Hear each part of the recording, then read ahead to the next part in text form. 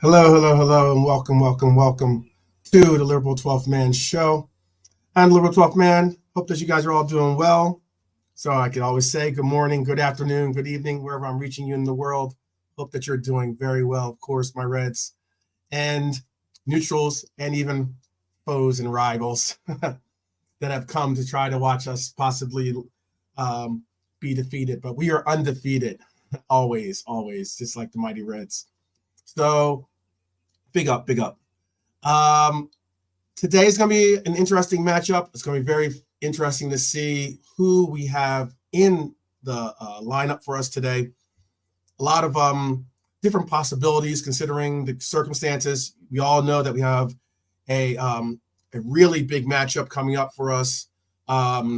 Despite this one, we have a 4-goal aggregate lead in this game, so it's not exactly something that is, where you get the press and bring in people that are going to be getting us results in a sense, But obviously, you know what? I think there's going to be an interesting mix of youth and definitely a mix of seniors on this match, on this lineup. I'd like to see what you guys think as well, because we certainly do have an interesting predicted 11 for myself. I know that you might disagree here or there with some of my selections. We'll obviously get a live update as well as to what is going on with the games.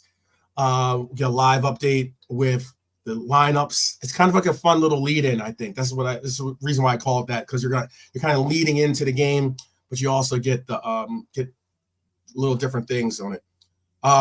Brian, the link is sent to you, but I can send it to you again. Give me 1 second. Get Brian in here too. We got JK possibly going to be joining us today. Maybe even Chris Angel might show up, or he's definitely invited to do so. And yeah, it should be fun time. Like being around Anfield. Give me 1 second there again. So let me get this link sent to Brian again. Okay, 1 second. 1 second. 1 second. Yeah, so what are some of your ideas for today's lineups?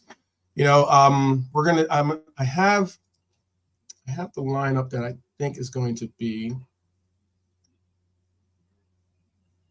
here real quick. I have the lineup that I think is going to be. I'd like to hear your ideas on what you think is going to be the lineup as well. And I think Kumas is going to start. I think Kumas is going to start too. Well, you know what? What I'll do is this, since I keep showing that anyway. Here's what I'm going to do. I'm going to bring up.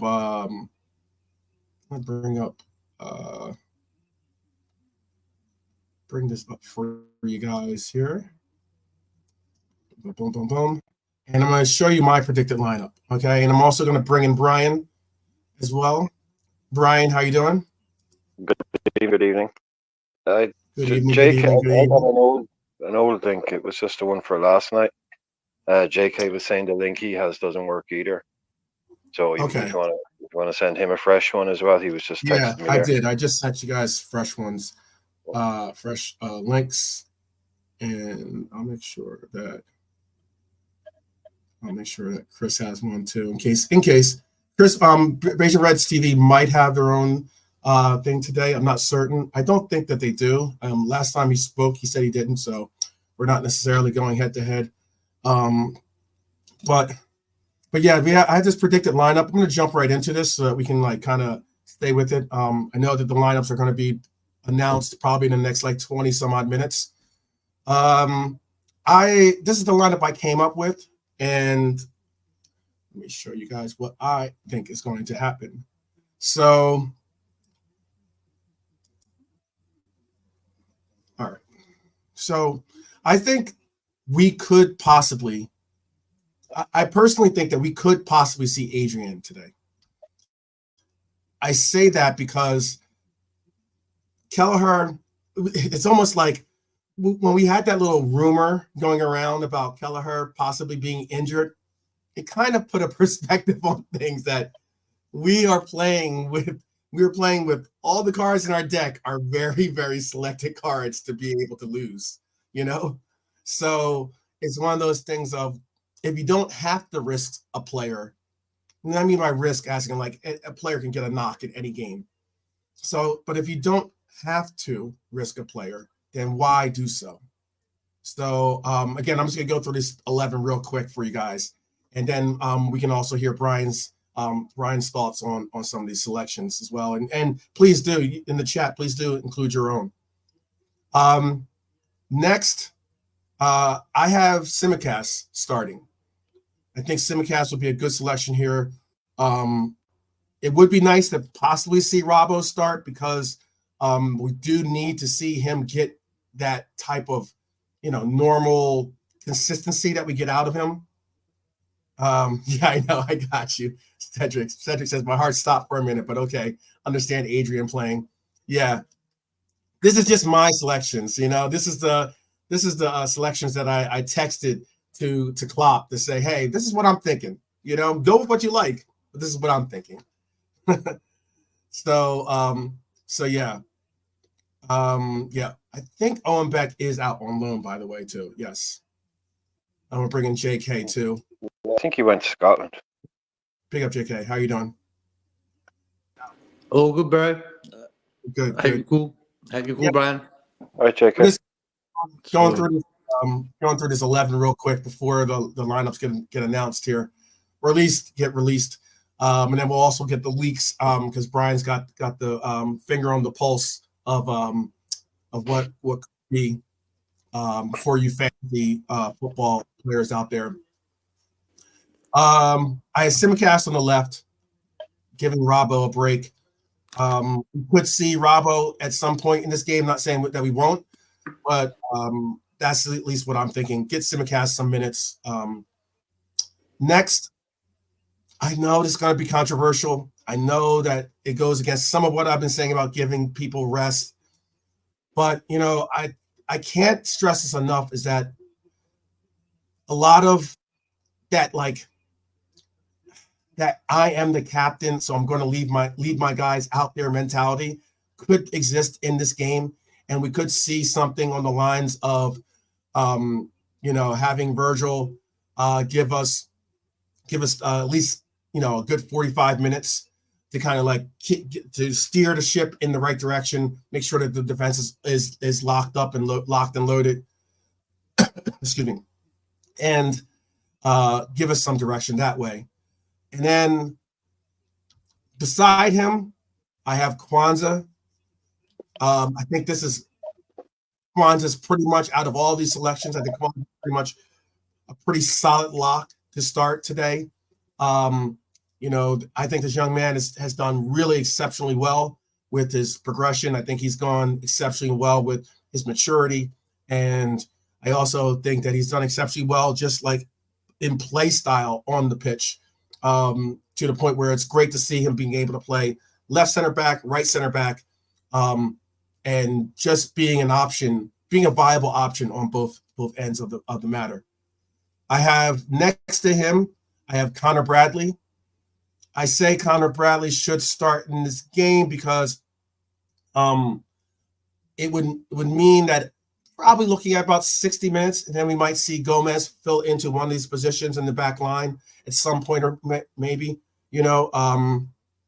but I think that Connor Bradley would be an excellent selection on this. I'd like to start to see him get his legs underneath him in the sense of being able to perform full 90s and being able to get some real solid runs out of himself. We have seen, in my personal opinion, I have seen him waver just a little bit sometimes when it comes to getting across the line. And then I have Dom. Now, Dom, I think, is a very solid choice. We saw him in the presser. And because normally, from my interpretation, once you see a player in the press conference, you're going to see most likely him in a starting role in some way or another, because he's going to be the face. So that's pretty much, I'm giving you some of my tips and some of my secrets, I guess, here as to how I at least deduct a lot of how Klopp gets the final determination of his rosters. Next, I have Gomez in the middle. I know that some people are not sold on him being a DM, but all things considered, I don't want to see Endo in this game. I don't think we necessarily need him at all. I'd like to see him get a rest. We all know what kind of, work he did with the samurai sword against Manchester City. So I don't want to see him there. I don't want to see McAllister in that role either. We have very, very limited selection going beyond that to play that DM role.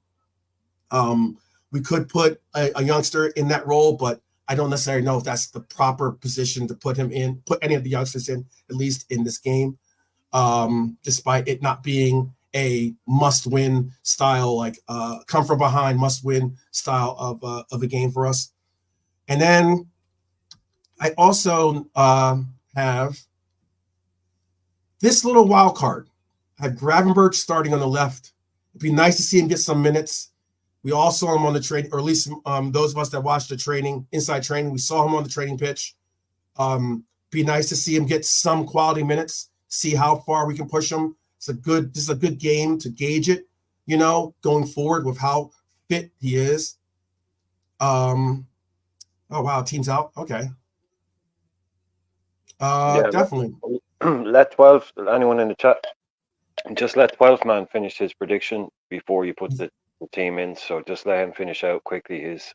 Yeah. Before anyone puts it in, just wait till he's finished doing his predicted. I appreciate that. Someone will I'm gonna finish up real quick. Yeah, front line is pretty.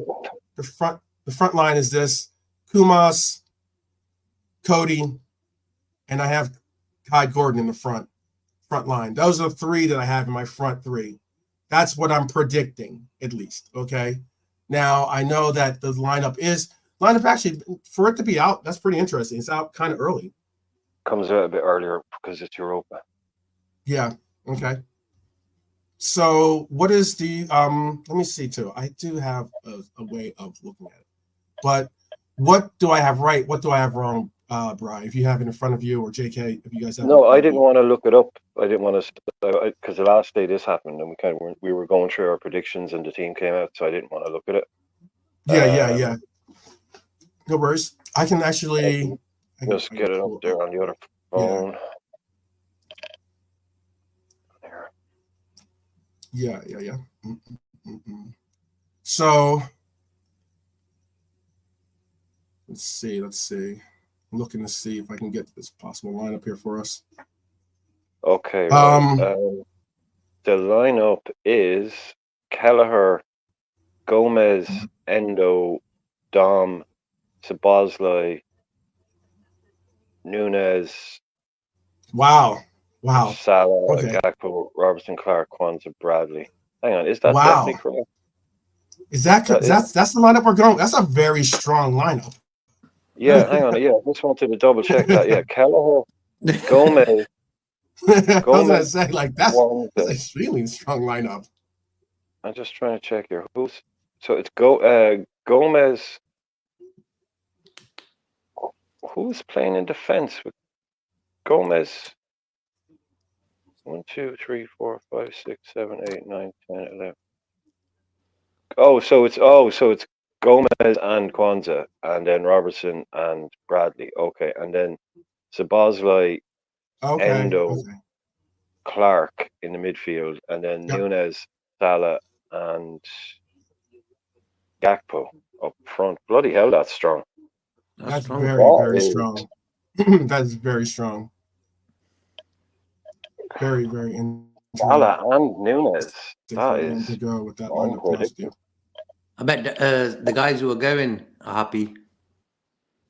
Yeah. Yeah. Absolutely. I mean, Nunes and Salah. That's crazy. Maybe Salah game time. Maybe Nunes, maybe 60 minutes, get a goal, probably ring them off. Something like that, Yeah. Still, do you see, did they list us a bench as well? Oh, sorry, the bench. Yeah, the bench is Adrian, Mrozek, Van Dijk, Mrozek, the other keeper, Van Dijk, Diaz, McAllister, Elliott, Tsimikas, Gordon, McConnell, Kumas, Dans, and the Polish Messi.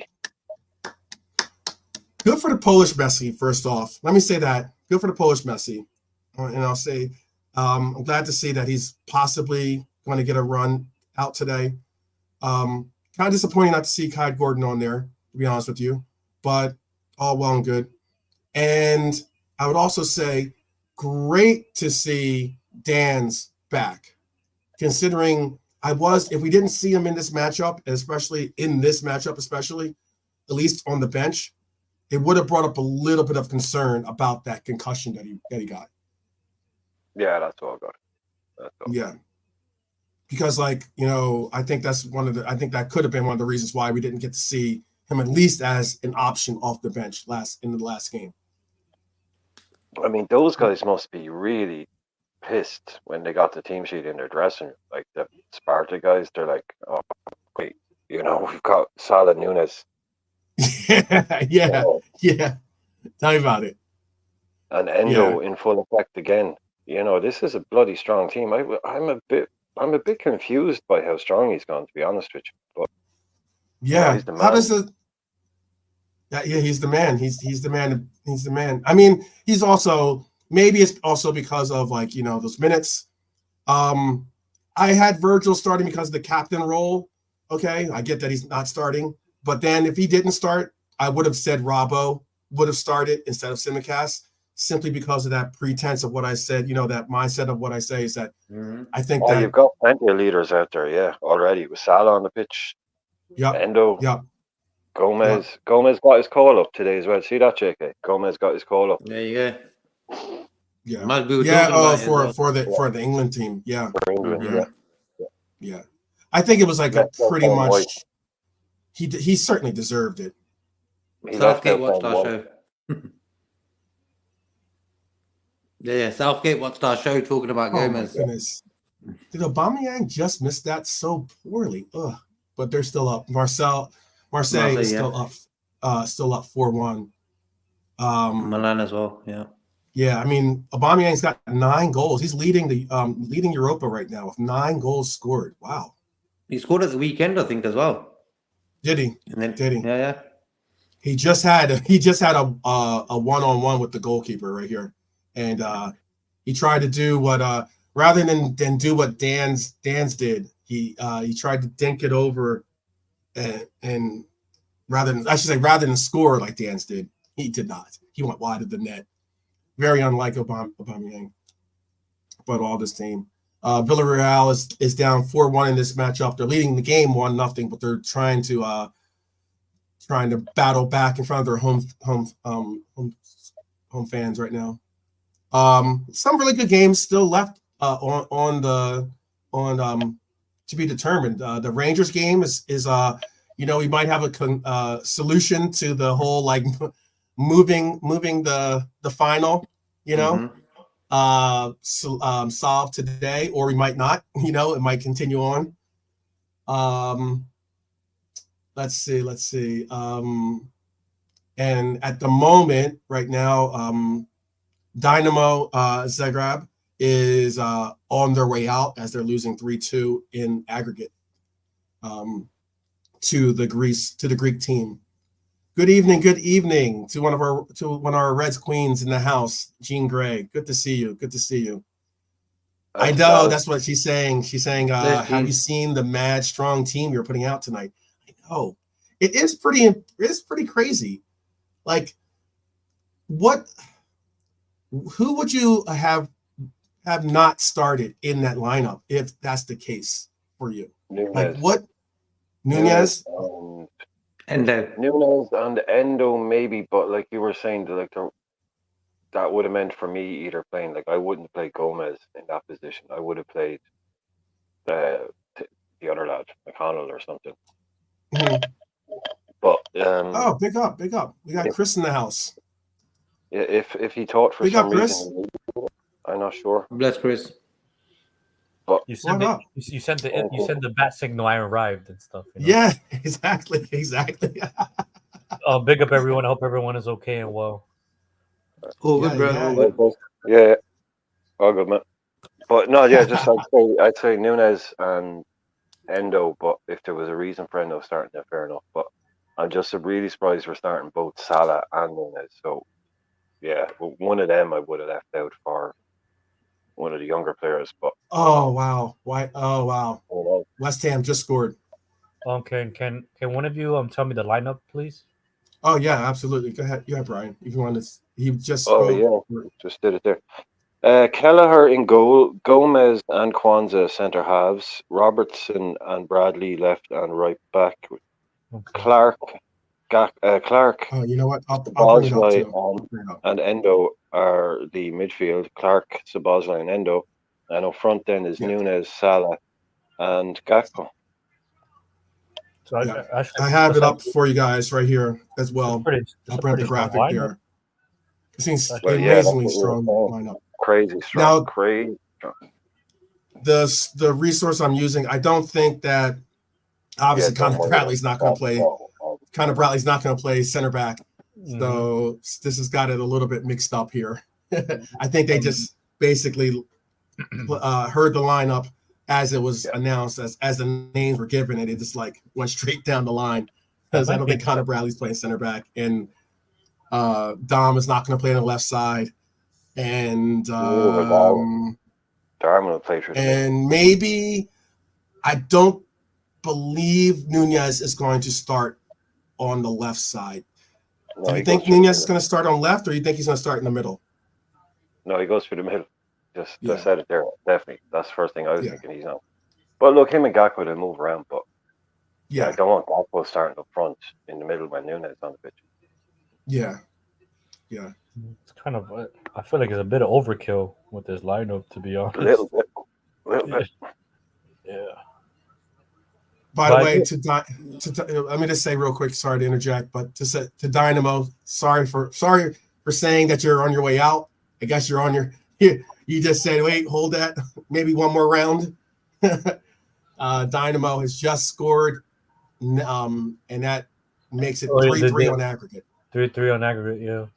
Yep. A lot of really good games today.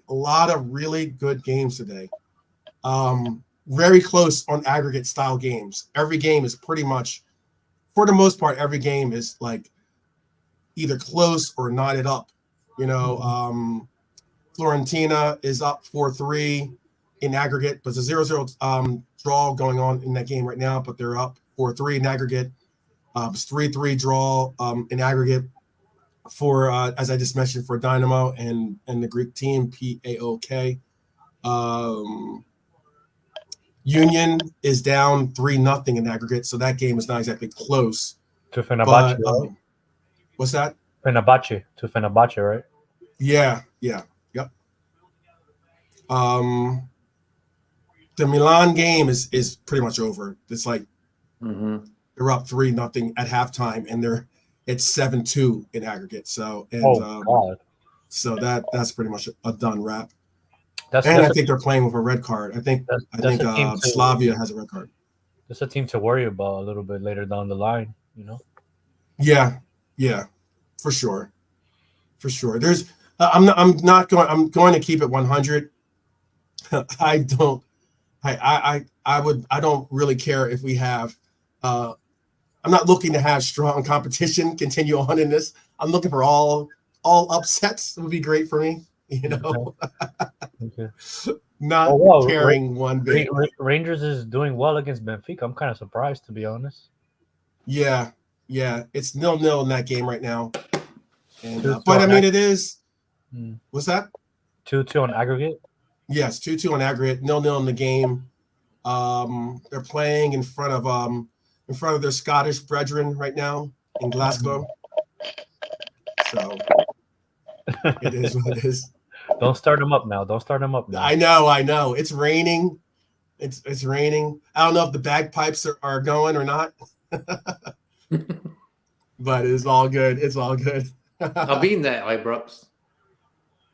Oh, you've been to a Rangers game? Yeah, not to a game, just in the stadium. I've been to the Celtic Stadium as well. Mm-hmm. Just to know, because when I was in Glasgow, you got to go and look at the stadiums. You know what I mean? Mm-hmm. You do that. You know what? So I do have some notes as to where we can. So it should be interesting. This is the lineup for Sparta.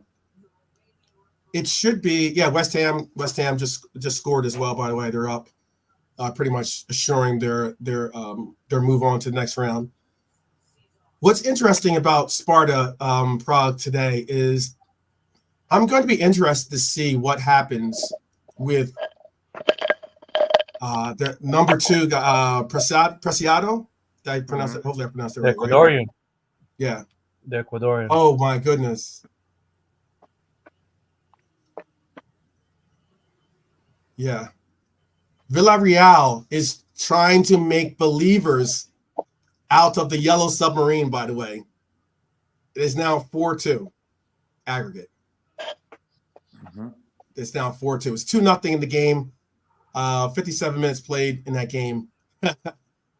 They are trying to to rise the Yellow Submarine. I'm not going to sing any Beatles for you guys right now. That's okay. Even though it is a great song, great album too, by the way. Great album. Even a good movie, if you're into that. I mean, definitely a good movie. 12man, do you mind scrolling up to our lineup again? Yeah, sure. So let me see something. So two of the players on the lineup make sense to me, just to like wrap out of just to get some type of rhythm with just Boszalai and Salah. Gakpo, he deserves to start. Well, not I want to say deserves to start, but he needs to kind of break whatever hex he has on him. So you have to start him to get some type of rhythm. The Nunes one kind of wraps around my head and stuff because we just had issues injury wise with him and stuff. So I don't see why he's starting him. Endo, I think Endo should get a rest. Right. For me, he's been, you know what I mean. But other than that, I'm okay with everything else, to be honest. So I think go ahead, JK. Darwin on Sunday against Man City wasn't sharp. He needs sort of match fitness, match sharpness going into the United game. So that's why I reckon he's getting played. What do you think? Just coming back like from 45 minutes, JK? You think like 45 minutes for his Nunes? Maybe, about 60 maybe. Like he did the other time. On Sunday, he got substituted in I think it was the 74th minute, I think. So maybe 60 today will be good for him. Yeah. Drunk Vigo, I'm sorry to say, but you're definitely going to be disappointed if you don't want to see Endo play a single minute because he's in the lineup. I don't think we're making a switch at the first minute of the game. So, yeah, Salah should be on the bench. That's what Milante says. I agree. I mean, like you're spot on. You're spot on, man. I don't know. I shouldn't say that actually. Let me track that and say it like this because I did originally say that I much rather see players, especially our starters, get starting minutes so that they can get into the flow of the game, as to opposed to have to chase the game at the end of the game or get maybe sloppy minutes, really like put it that way. I don't have to put a pause in there, but like make it where it's just like garbage minutes basically. Like I don't have any real like interest in seeing that, and you find them having to like get up rather than get up to the pace of the game. They're already in the gear of the game when you start the game. Is that like an understandable concept? No, guess not. Guess the panel saying no. No. I'm sorry. Fortuna just scored and stuff. Yeah, they did. Yes, they did. I just saw it right now. Sorry. Yeah, 5-3 in aggregate now. Pushing away from the Israeli squad. The Salah starting thing is he's got this game and he's got say Sunday's game and he's not going on international break. So Liverpool are probably just getting him sort of ready, give him a few, like, he hasn't played in a while. So I think him starting today for me is a good move, and Szoboszlai starting, like what Chris said, that them two starting is sort of, But just, I think Darwin maybe just needs to sharpen up a little bit. That's why he's playing. I think Endo's the only guy I don't really wanted him to play today. Out of all that lineup there, Gakpo, he needs goals. So he's starting, but Endo, I think maybe McConnell could have just slotted in there, maybe. So I'm going to ask the chat here. Who do you guys see scoring, and what are your score predictions for the from this starting 11 that we have in front of us? Who do you guys see scoring, and what are your score predictions for this starting 11? Knowing that we're going out with this very, very strong squad, knowing that, I mean, maybe especially with Dan's on the bench, or some of these players on the bench, like Kumas on the bench, we're probably or possibly going to only see 45 minutes out of this front line for some of these players, at least, maybe Salah, maybe even Nunez. With that in mind, and with probably Nunez saying, "Hey, it only took me 45 minutes to get 2 goals last time. I like playing against this team." Who do you guys see scoring for us today, and what is your score predictions? I'll go in with some of these. I know Dustin has it 5-1. He has Kumas and Dan's. Okay. Sal is always hungry for a goal. So today he probably scores 2. Okay. Gordon, Dan's, Cody should have been front 3 from Nilante. Lee Wizkid has us 4-1 to us. Dustin also has obviously Salah. KJ has Cody of a brace. My guy. Mo Salah and Dan's off the bench to score. Okay. Let's see. Dustin has Nunez getting a brace. Okay. Big up. I got some new heads in the chat. Big up. Good to see you.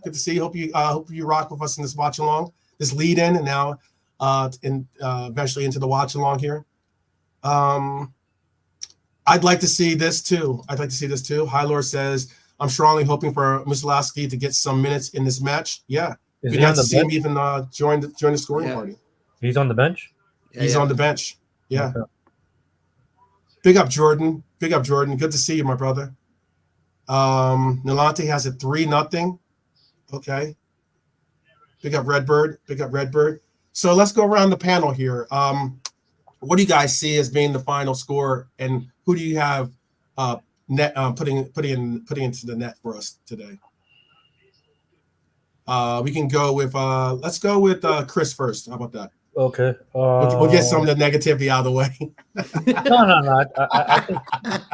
I think we'll win. I think we'll win today. I don't know if I think a lot of the chat people are complaining about the lineup and stuff, which is I guess understandable because but we do have to remember that Sparta did play a very good game the first leg and stuff, and if they had their shooting boots on, it would be a very different game and stuff. They cut us open plenty of times and stuff throughout that game last week. So I guess, you know what I mean? Yeah. So but let's go kill this game off and stuff. I'm thinking 2-0 for me. 2-0. Okay. Yeah. My heart. Daz has a hat trick. I'm listening. Yeah. My heart wants 2 goals from Endo and stuff. Okay. But I think Szoboszlai will score 1, and then Mo Salah will score 1 as well. Okay. Yeah. Okay. I need to make. I should write these down because I like to acknowledge when you guys get the right call. I like to make sure that you get the proper props and credit for it. Oh, we're serious now. We're gonna right. Jot it down. Okay. I was gonna say 2-0 as well, same as Chris. Okay. But I just feel if it could be a lot of goals for us as well. It could be because look at the front 3, So I'm gonna go 4-0. Oh, well, that's a big difference in 2-0. Okay. Yeah. All right, going big. Goals. Mhm. Gapco, one at least, has to score today. So I'm going to go Has one with to. Gapco. Has to. Yes. Has to. Pink boots have to score today. Yeah, there you go. There you go. I'm seeing his pink boots everywhere now. I was doing my head in, man. Salah will get one. Darwin will get one. And then let's go with Kwanzaa. Oh wow, okay.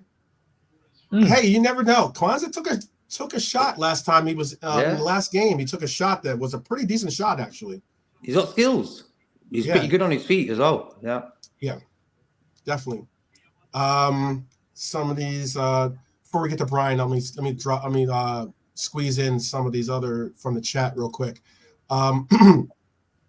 Daz had it. Mo getting a hat trick. Nunez getting a goal as well for 4-0. Cedric, big up Cedric, by the way. Cedric has it 3-1 us. He has Endo, Dom, and Nunez all getting goals. Okay. Let's see. I think Nilante has it now 5-1. He's saying. I think he's saying. No, he's saying that we're up 5-1. There's no. We're up 5-1. Yeah. Oh yeah. There's no need to have this strong of a lineup and stuff and talking about like injuries and all this stuff. Yeah. Okay. Yeah. I think it's all about getting some type of like. This is kind of like one of those games where it's just about trying to get them into. I think, considering Mo's not going, as was just mentioned earlier, Mo not going to the friendlies. We're going on international break now. It's about, okay, let's get him some minutes. I don't know if we'll get like I don't think we'll get a full 90 out of him, but we certainly will get a nice little run out of him. Okay, I think I got all the chats predictions. Brian, last but not least, what is your prediction? I think it's going to be hard not to score almost because of the players we have on the pitch, and because maybe they might attack us, just for the laugh and see what happens. But it's not a game that there's no need to push anything in it. There's no need to go looking for anything. But if they were, it's almost like kind of the more they score, the more we'll score, is the way I'm kind of looking at it. Like if we get to 2-0, I can see us kind of taking our foot off the pedal a little bit and, not doing anything crazy. But if they were to, score a couple of goals, we're just going to score 4. So my prediction will be, I think we'll go 2-0 up. I think they'll score by halftime, and then we'll come back into it and win a 4-1. But I think they'll score and we'll go on and kind of wake stuff a little bit towards the end of the game, maybe score when come on. But there's no need to go out there mad hunting for goals. It's just get minutes in your leg. But with the players that's on the pitch and the quality of their team, the way they like to attack, it's kind of set up, to score goals. So I just see us going toe to toe with them, but nobody bursting the gun to do anything. Well, just with terms of the lineup, look, you can't rest everybody. I think we're all agreed that it is unusually strong, but then when we break it down, there's probably only really one. It's really people. I think mainly what's coming down to the fact is we're starting Salah and Nunez. I think we're starting Endo because he just kind of he felt maybe he didn't have a choice. He didn't want to play Clark and McConnell. It was either probably going to be Endo or McAllister. So that one, I suppose, it's understandable. But so if we take off Salah and Darwin by 60, and like JK was saying, we have one more game, and then Salah's got a couple of weeks off. It's okay. Like, it looks really, really strong on paper, but when you stand back and take a little bit of a look at it, it's not, it's not too OTT. Yeah, he's saying, High Lord saying, better go easy on. I think he's speaking on Gravenberch, and he's saying, but Dan's is on the bench today, and I couldn't see him in training yesterday. Gravenberch's out. Yeah.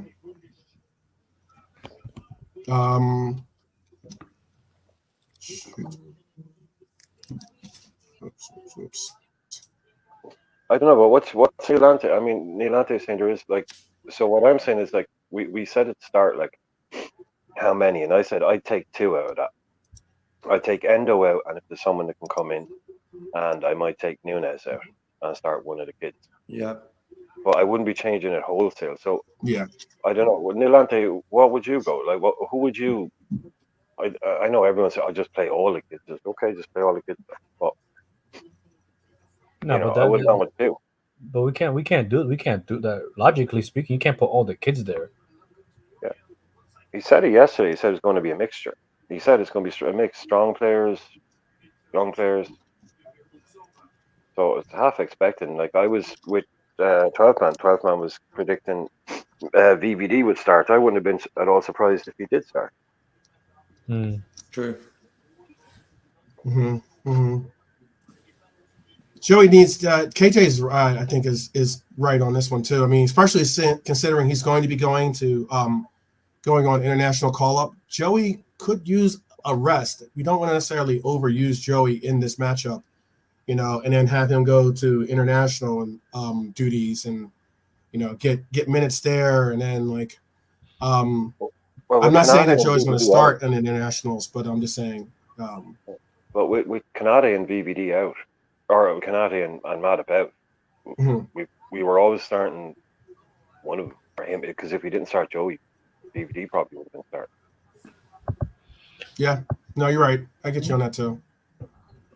And the thing with Joey, sorry, Chris, but it could, like someone saying, it could be like straight up Gomez 45, VVD 45. Mm-hmm. Yeah. But then what do you do? So then then that means you're going to push a whole 90 minutes out of Connor Bradley? Oh, someone's playing 90. Look, there's 11 on the pitch and there's only 5 subs, so people are playing 90. Yeah, someone is going to have to play 90. It's just interesting. I would like to know who is going to be that candidate. I don't see it's either that or Joey goes I to could right possibly see, because Simicast, I think, will be involved in this game in one way or another, but that only answers your question for left back. You know what I mean? Because there's no right back on the bench. Yeah. So it's either Shift and Joey plays 90 and Bradley goes off, or Joey goes off and Bradley plays 90. Yeah. Or you can bring on a Simicast and just ask him to play. If we're 7-1 up on aggregate, just say, look, play right back for half an hour, will you? Yep. Exactly. Yep. Give him some experience in that position. Yeah. You know what I mean? Kelleher, Bradley, Connell, Starr, Elliott, Gordon. So would be done. Yeah, okay, fair enough. Yeah. If anyone needs rest, it's Elliott though. Yeah. You're on mute, 12 man. You're on mute. Oh yeah, man. Yeah. No, I know. I was clearing my throat. Oh, my fault. You're gonna sing now. No. Yeah, I don't want to be because. Are you gonna start singing? Are you gonna start singing "Boys to Men" and stuff? Relax. No, Yellow Submarine, dude. Yellow Submarine. Yellow Submarine. That's in Tanya, we all live, right?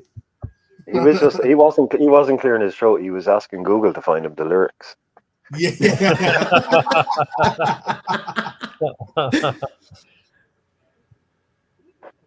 Yeah, man. Yeah. Indian Scouser says he fully agrees with Nilante on that lineup, I guess. Indian Scouser also said Mo and Sabasli need minutes, but should only play for an hour max. And Endo, Joey, and Darwin all need to be subbed off early also, in his opinion. It's also, by the way, it is Benfica is up at the 75th minute in that matchup, 3-2. So Dublin looks like you might be still hosting this the finals with no problem or issues. Let's not go down that road again. Yeah. I was gonna say one goal will win that game. Yeah. At the moment, that's what we're looking at. The Rangers, especially in front of their home fans, are going to put everything they can into trying to get that equalizer and give them an opportunity to pull that game out of the fire. Yeah, West Ham is up as well. And it looks like who just scored here? It looks like the Greeks from I think it's PAOK, but Yeah, I'm not sure how you Palco, right? Pauk. I said Yeah. Palc. You said Okay. Pauk. Yeah, Pauk. Palc. So okay, Palc has just gone up. They're all their goals came. I mean, what's great about this game is that Dynamo came into this game with a 2-0 aggregate lead. The score now in this individual game is 4-1. So it's like, oh man, you talk about stepping up to the occasion. Palc has definitely done so today, as they've just pushed past in aggregate once again in the 73rd minute with a 4-3 on aggregate. They are playing in front of the home fans too. I mean, the home fans do make a difference, obviously. Yeah. Question for the panel from KJ. I'll bring it up for you guys so in case you want to read it as well. But he says, "Who do you want in the next round?" Ooh, that's a very good question. Who do you want? Who's the team that you would want to see in the next round? AC Milan. Well, the boys AC Milan. You want to go? Oh wow. Okay. You want to go strong? AC Milan or JK? How about for you, Brian? Well, if Pauk go through, I'd take them. Okay. Let Simicast play in front of the Greek fans. Yeah, that'd be the end of their road in this competition if they faced us. AC Milan, I'd like as well because they're poor. I know they're doing well, but they're poor this year. Poor recently. So yeah, I need I'm not sure who else is true for sure. Who else is true? West Ham. I mean, I can't. Leverkusen, are they definitely true? All these boys true? Just of the teams I know that are true, the weakest one so far that I've heard is Pauk. So just take them. Yeah. I'm just seeing that goal that Indian Scouser gave us as being the case. Kudus just scored, doing an interesting celebration. Doing a very interesting celebration. 4-0 in this game. I agree. I don't want to. At first, I was thinking about Karabakh, but I don't want to see. That is a lot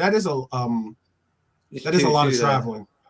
Yeah, it's 2-2 there in that game, and Leverkusen will beat them at home. So I think they'll be out today.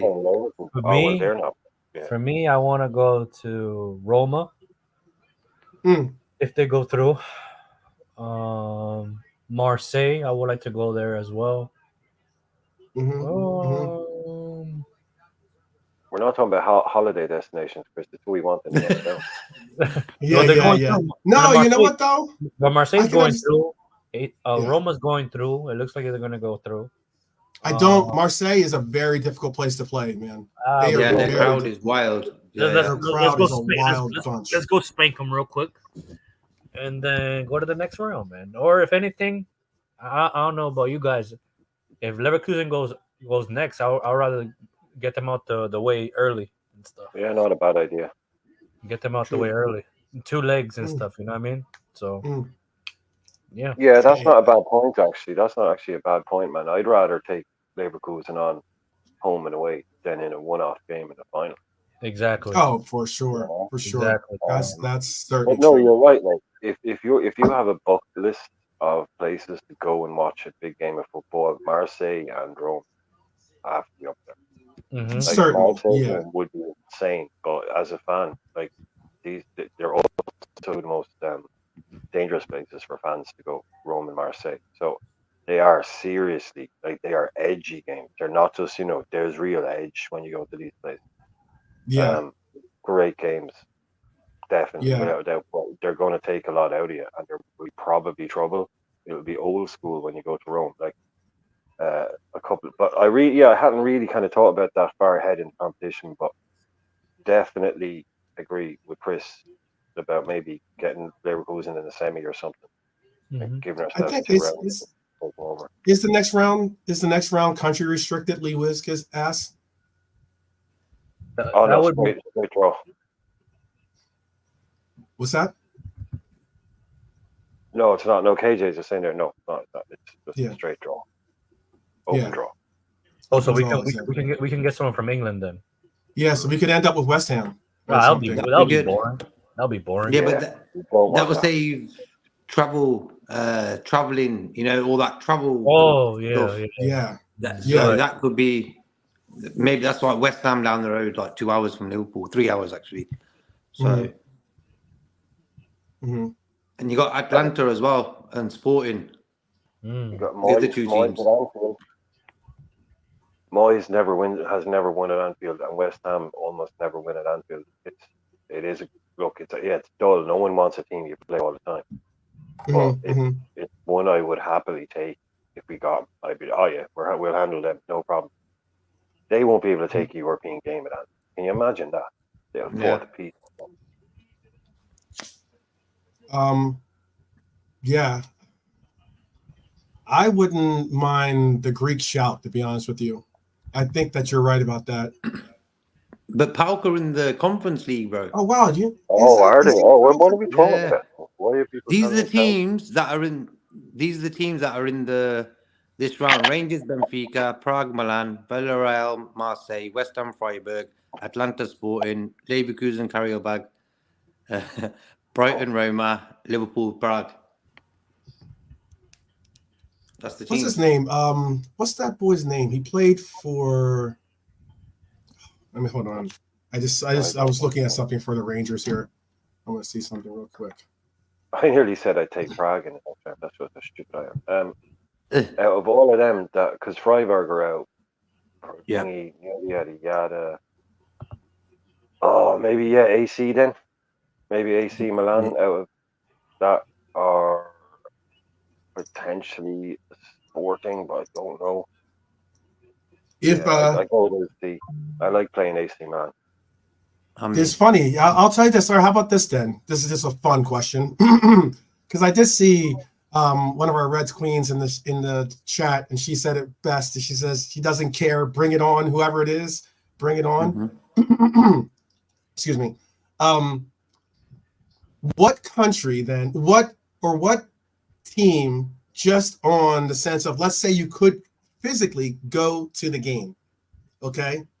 What team would you want to see just on the sense of being able to travel?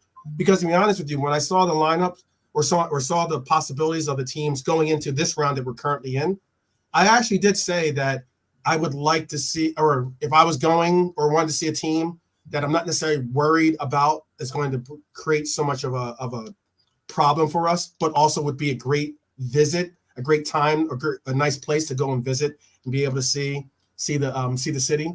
Prague was high on that list. I had Prague as being, because Prague's an incredible city. It is. Yeah. So what would be if you had to hit the if you had to do the the travel agent and you wanted to pick a nice little spot to go to next, where would you want to go next? That would be my next question. We picked I heard all your selections on team for us getting past or in game wise, but for me, San Siro. Are you freaking kidding, by the way? Are you kidding, by the way? Hold on, I'm sorry. It is right now 3-4 Villarreal. 3-4. 85th minute. They just scored on a set piece. Can they get 4 goals? Can they have their own little private Barcelona, Barcelona Liverpool matchup here in front of the Yellow Submarine? If they do that, maybe I will sing a little bar from the Yellow Submarine for you guys. But oh man. But anyway, yeah, Chris, out of the places, where would you like to go just in going to see? I already said it and stuff. Marseille. Oh, I didn't. Sorry. Marseille, Roma. Okay. Okay. Yeah. I said the same. That was part of the reasons why I mentioned it as well. Oh, that was the part of the reasons? Oh, my bad. My bad. Yeah, it was a little mini conversation that me and Chris just had that you probably missed. Yeah, I guess. Looking into the future. Yeah. Man, turn my Marseille are Roma, my headphones definitely.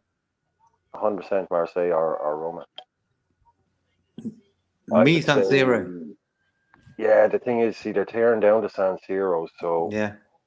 I've been there. I've been once.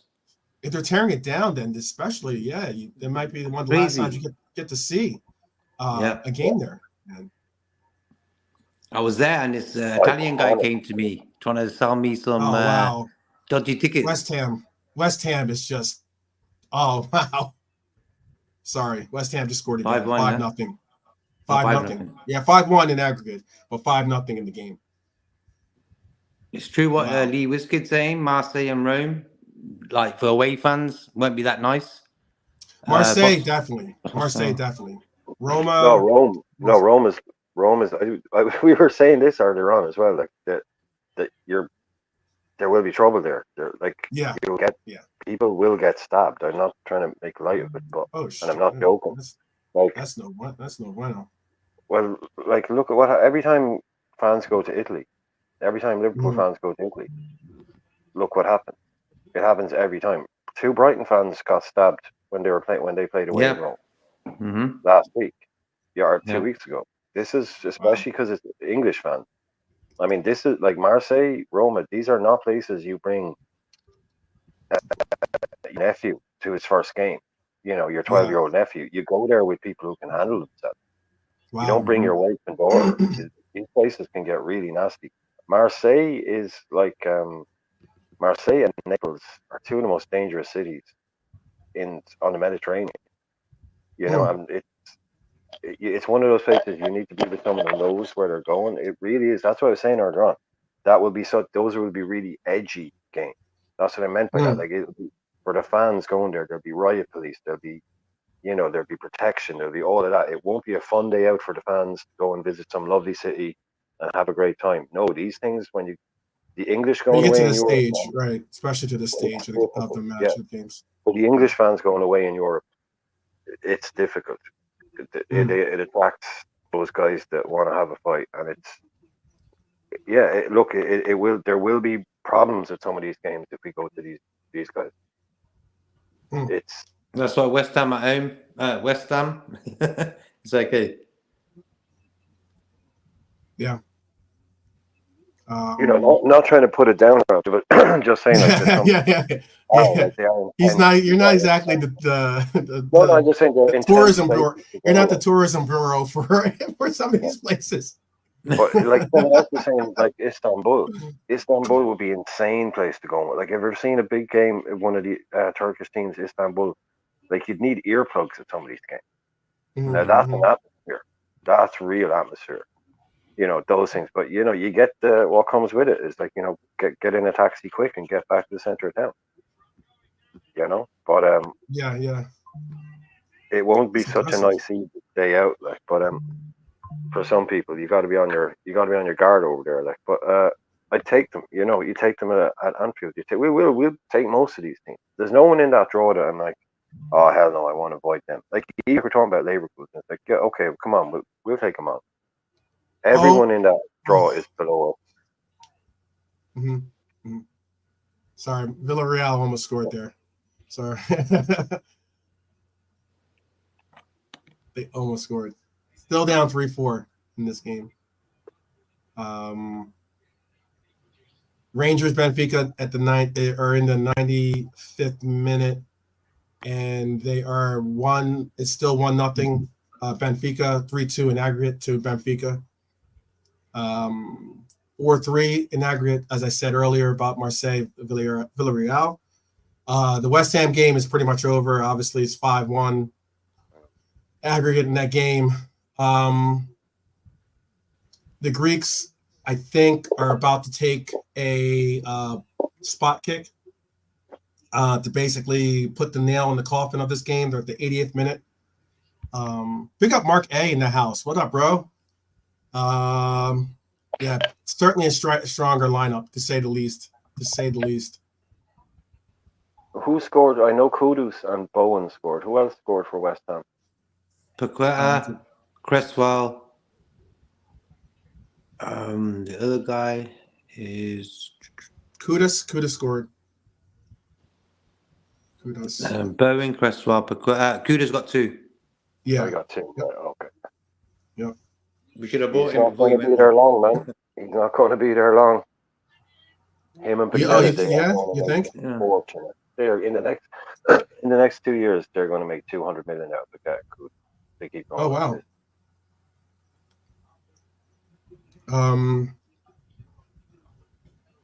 But Kudus. Oh my goodness, Villarreal is knocking on the door, people. They are knocking on the door. Kudus got 3. That was just a great save by the goalkeeper to keep it out. They just pushed it out for went off for a corner. It's 5 minutes of extra time in this game. They have about 3 minutes left. And Kudus forced his way out of Ajax because he wanted to leave, and Kudus got a hat trick, actually. I think so. I think she's right about that. I think Jean Grey's right. Yeah. I'll tell you for that game, for the West Ham game. The clubs he wanted to join didn't come in for him. He still forced his way out, and so he basically said, "I'll take West Ham." So West Ham fans should be ready for him. Like the second he decides he wants to go, this is the kind of kid that really he'll kick up a fuss because he thinks he should be at a big thing. Like he's made that kind of clear. He thinks he should be playing for top Champions League club. So as soon as someone puts in an offer for him, he'll go on an extended holiday. You know, he'll be gone for 2 weeks. You'll start your strike job. You know. Yeah, it is for that West Ham game. Cresswell scored, Bowen scored, Paqueta scored, Kudus scored 2. So that's their 5 goals for them. West Ham really making a concerted effort that they enjoy being in Europe. You know, definitely the Europa League has done them well. And that's not even counting. And Villarreal. Good night, Irene. Good night, Irene. I think the Yellow Submarine has just finally taken a torpedo to the hull. It is 3-1. Marseille has just scored. Aubameyang, some great footwork. And then, that's just the nail in the coffin. What a great, Aubameyang gets the assist on that.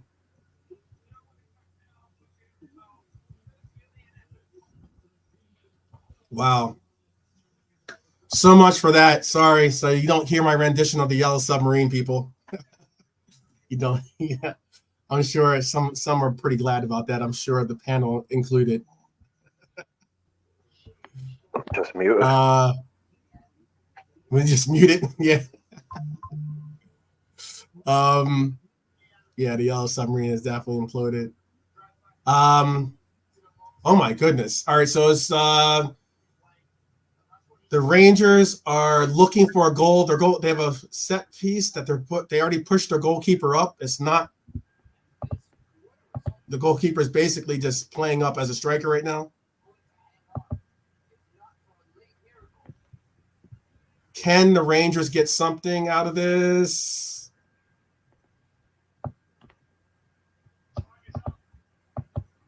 Still looking. Oh man, still looking. It's basically when and where does this whistle get blown? I think it's going to get blown right now. I think that's pretty much it. What it is a heartbreaking result for the Rangers. I agree, Hi Laura, for the Scottish fans out there.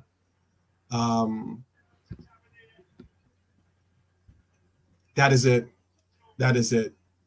So no worries about that rumored contingency plan. Don't have to worry about that at all any longer. Looks like Benfica will be moving on to the next round with a 1-0 victory.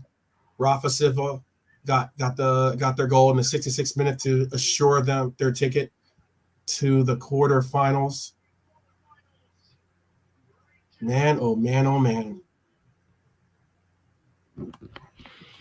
That's tough if you're a Rangers fan out there. Not if you're a Celtic fan, I'm sure, but but it is tough. No, they did well to get that far. Yeah, you got to give them credit for that. Benfica certainly is a force in the Portugal league, obviously, but yeah, I guess that is what it is. Milan is up 3-1. That is Slavia Praha is still playing for red card, so it's 3-1 in that game. Looks like that's going to go as a result and have Milan move on. The Fiorentina game just went to final, so it looks like Fiorentina is going to be moving on to the next round. Looks like the Maccabi team is going to be traveling back to Israel. And K-Max says he just muted Joe Cole. This guy talks so much crap. Was he talking crap on Liverpool right now? Is that what he's trying to do? Or, well, I don't know. If anyone, I don't have Joe Cole as my commentator. He's just a crap pundit in general. They're probably doing pre-match stuff on the TV. He's just a crap pundit. He's one of those cliche guys. He just talks in cliche, doesn't really say anything. If you're on the media in England, you're doing the stereotypical comments and negativity, anti-Liverpool. It's like even today I watched a video. Remember that referee Dermot? Yeah. Brian, do you remember that referee Dermot? Dermot Gallagher? Dermot Gallagher, I think. Yeah, anyway, they asked him about the foul on Sunday against us in the last minute and stuff, and he was not even saying. He was like, "Oh, I could see it being given." He didn't want to say yes. They made a mistake there. He said, "Oh, I can see it being given," and that's the media in England. They love doing them sort of comments, not straight up. The guys have made a mistake. And they should have gave a penalty there. And what's his name? Old Arsenal player. What was his name? He said the guy, VAR should have sent the referee to the TV, and they didn't do that. So, yeah, what does that even mean? Saying I can see it, like a week after. It's like, thanks, thanks for your insight. Yeah, exactly. Brilliant. Tell me, please do tell me more, Watson or Sherlock. It's just about as close. And these guys are getting paid on TV and do kind of stuff, but just stick a microphone and say, "Oh man." Yeah. These guys, I don't want to hear from them afterwards. It's bad enough that they're in games doing stuff like this. I don't want to hear from them 3 days later in the media. I don't care. I don't it's over. It's done. I don't want to hear 3 days later some other retired former referee. What he's, you know what I mean? Who gives a shit? All I want to hear is I want to find out, if there's been some change in a refereeing decision or whatever, which will never happen. But yeah, what is the point in asking some former referee 3 days later? Or what did you think? And then what did you think? Yeah. Who gives a shit, man? No. And he's not going to say as it is anyway. That's his buddies. Weekend. Yeah. Going off to a holiday in Dubai together.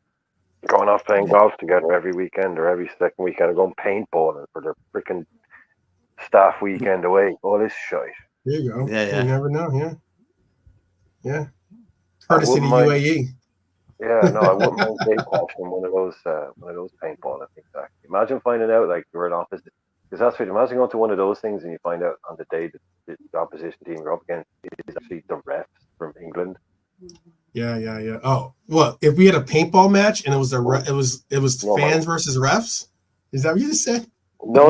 It's just when you go to these places, like I was gonna say that's like Duck Hunter, man. they team you up against other random groups. Like if two groups show up, like you show up with your mates, then the people that you're up against in the paintballing match will be like some other stag do people that showed up. So they'll just pair you off. So it could be some group, like it'll be a group of people you don't know.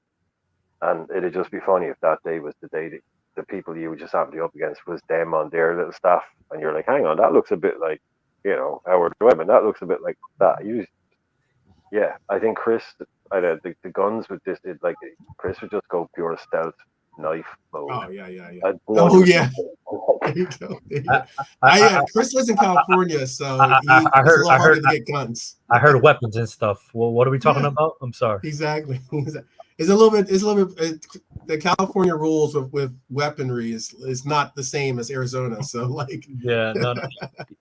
Even obviously 12th man knows. If California, you're looking at Texas, they're different animals when it comes to gun laws and stuff. But what were we talking about? Paintballing and stuff? You guys want to go paintballing? No, I was just saying it'd be funny if you showed up one day and the group you were up against was the ref from England on a jolly on a day out. Randomly it just happened to be them or the opposition team. And you saw that's when if that's the case, that's the one where you go to the back, you do the quick modify, you put the bump stock on there on the paintball gun. Some people don't know. America has too much. Yeah, the gun thing is a little bit too much, I'm sure, for some of our European some of our European brethren out there. Well, I know what a bump stock is. It makes your gun longer. So, I went paintballing. What was it? Maybe like 3 weeks ago. I had fun. I went with old colleagues of mine when I was in the service and stuff. It got a bit stuff. It got a bit toxic and stuff, obviously. Okay. But there's this new thing now. Apparently, there's a paintball grenade. Yeah. We had fun, obviously, but it got tactical, just to say it like that. It got real tactical. That's pretty cool. Yeah. How about you could do remember back in the day? I know this is dating a lot of people, but laser tag. Anyone ever played? That's still a thing. That's still a thing. That's still a thing, right? Yeah. Okay. I went with my son and my eldest. His birthday was in December. We went to laser tag and stuff. Yeah. Yeah. Okay. Laser tag's pretty cool. Back in the day, that was like the big thing. You could get the helmet. You could get obviously you had the chest thing, the vest. Yeah. But if you're able to get the helmet, that meant you're really invested. The kids version that you could actually buy for your kids, that one in the 80s. I remember that. Yeah. Yeah, I have rich cousins. Well, they were the richest cousins. And they had it as soon as it came out. It was okay. But that was something from the future back then. But playing it in those, you can go to those places. Again, it's a lot of it's for staff days out and stuff. Is usually what people do it for. Because you have to have a load of people to do it. I've only played it a few times, but I'd rather do paintball because laser tag over here is just kind of in a small enough area. You're kind of just running around with the same thing. And they put those kind of big foam bricks up everywhere, making big, huge walls and stuff. But once you run around it twice, you're like, oh, okay, so I'll just stand here and shoot everyone.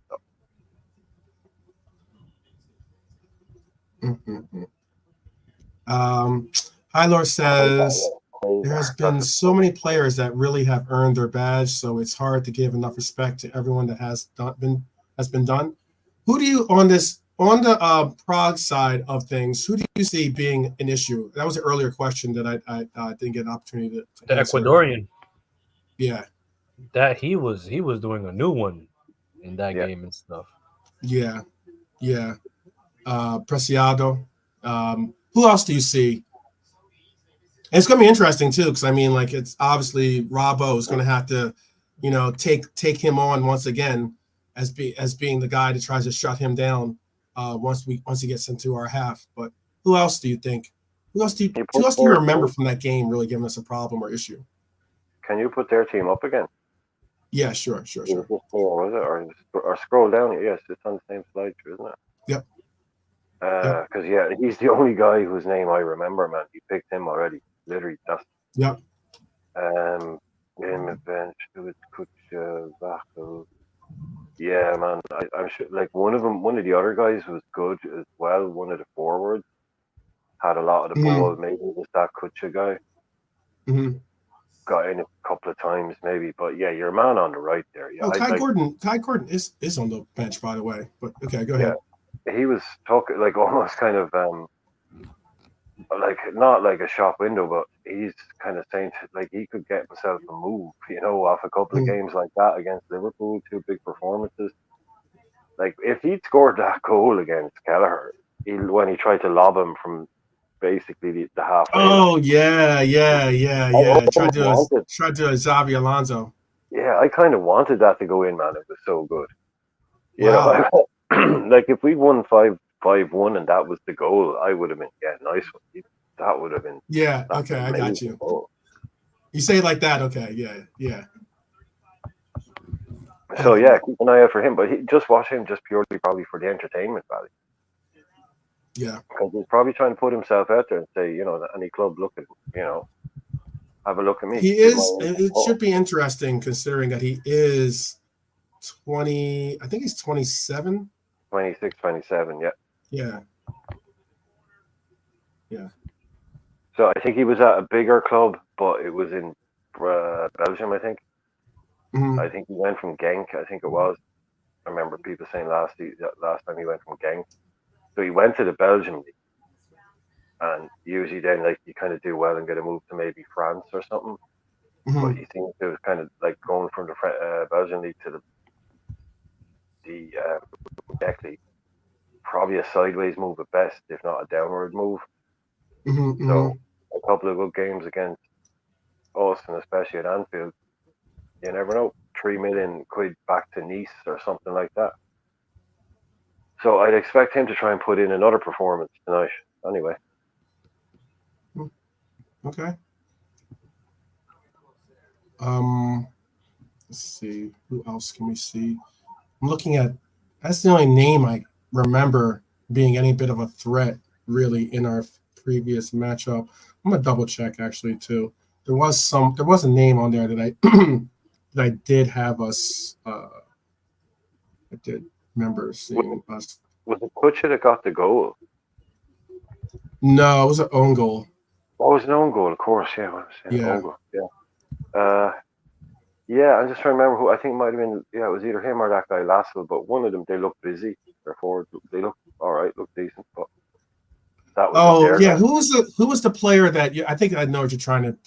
You're talking about the guy who dribbled off his. He had the opportunity. He was wide. He was. Yeah, he wide open in front of on that, and then he kind of like dribbled off his own feet. Yeah. Oh yeah. He was very active and in good positions.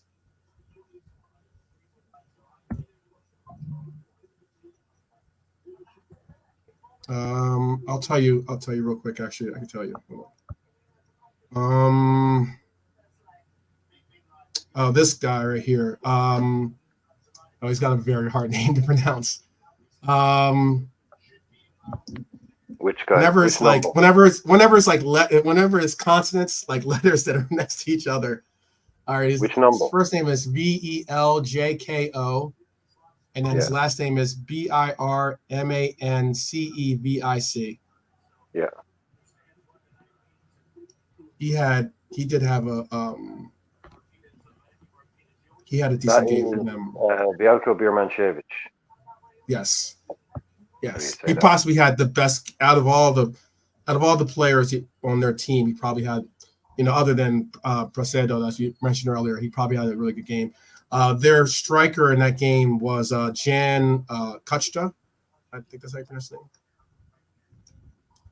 I'm gonna switch also off of the live, I have it set up where I can watch all the games. They're flipping through all the games, but I'm going to go strictly to this game because we're about 5 minutes from kickoff.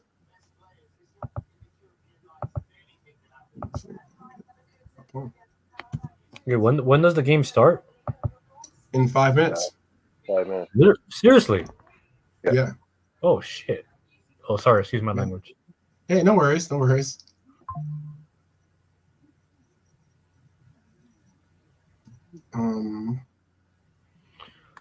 Let's do this. 5 minutes to kickoff. All right, so people, like, we're gonna see it. Number 11 for them. Who was number 11 for them? Let me double check for you here. I'll try to get a gauge on the game.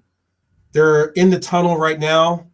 They're looking to walk out any moment. Andy Robertson is going to be wearing the armband for us today, which is pretty cool.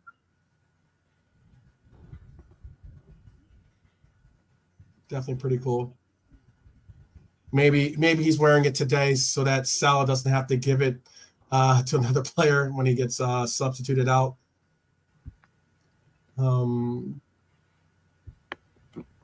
It's important. I think Robbo being captain is important to him because I know how much he bleeds, Liverpool red. How much the badge means to him. Walking out. It's an honor for any player. This is Anfield. Yeah. A major honor for any player to captain Liverpool in a pure European game. Back in the day we had a lot of Scottish players, but Scottish players aren't as big as they used to be, in England now. So for a man like him, captain in Liverpool, that's not legendary shit, but that's kind of you've kind of done it all now, Andy. You're not going to get better than this. You're captain in Liverpool. You pretty much, when you were at Hull, 8 years ago or whenever it was, to get from there to here, you can kind of put your feet up at night and think, I did a good job. I did well. Yeah. Who do you think puts in the first goal for us? Who do you think's gonna put in that first goal? Who's gonna get that first break? Good call. Who's gonna rip the Band-Aid off for us? Mo. Or do you think that they score first on us and then we just that's the one? As always, we just have to battle back from behind and pull out the victory. No, I'll stick with my prediction that we go 2-0 up, then they get one back, and then we go 4-1 up. So Mo first. That's it.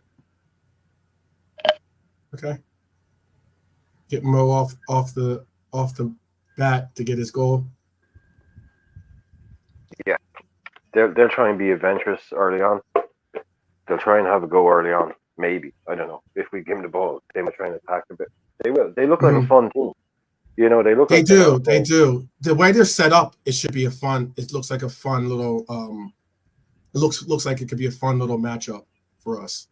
Yeah. You can see Mo getting space. You can see it could be anyone, man. It really, picking anything like that is impossible. So it's one from 10 players. It literally could be anybody. Yeah. They leave space down that side. Mo, he's always hungry for goals. Not a bad shout any day of the week. Yeah, that's true. We're gonna definitely get to see what he can present for us today.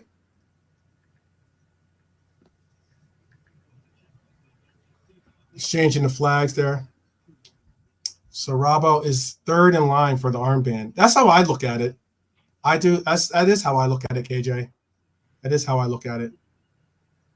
Brian's gonna hop out and hop back in, so he can get set up on his, so he can watch the game with us and actually participate with the chat here. Let's see.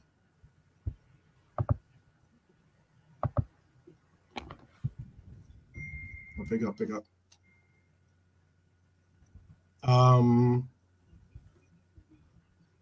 It does. Who's fourth and fifth? I don't think that's a good question. Is Ali fourth? Is is Salah fifth on the pecking order when it comes to, whose armband is passed to?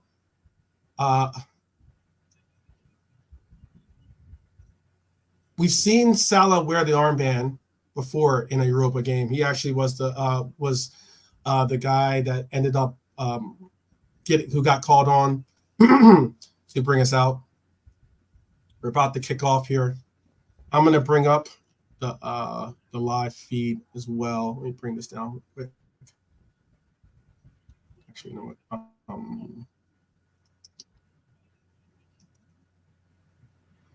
Hold on, you guys. All right. And we're off. Actually, we've already kicked off. We're 40 seconds in. I'm 41 seconds in. Oh, shit. I'm going to bring this up. Come on.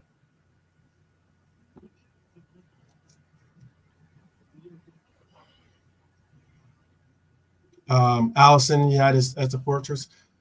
Yeah. I don't know if he's the fourth or fifth. Oh, my bad. Hold on a second. It should be.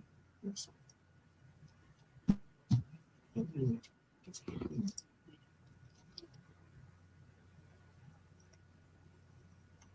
All right. My TV's being weird. All right. It's being weird. Doesn't want to work with you. Doesn't want to cooperate. My TV's being weird. I'm gonna go on my tablet right now.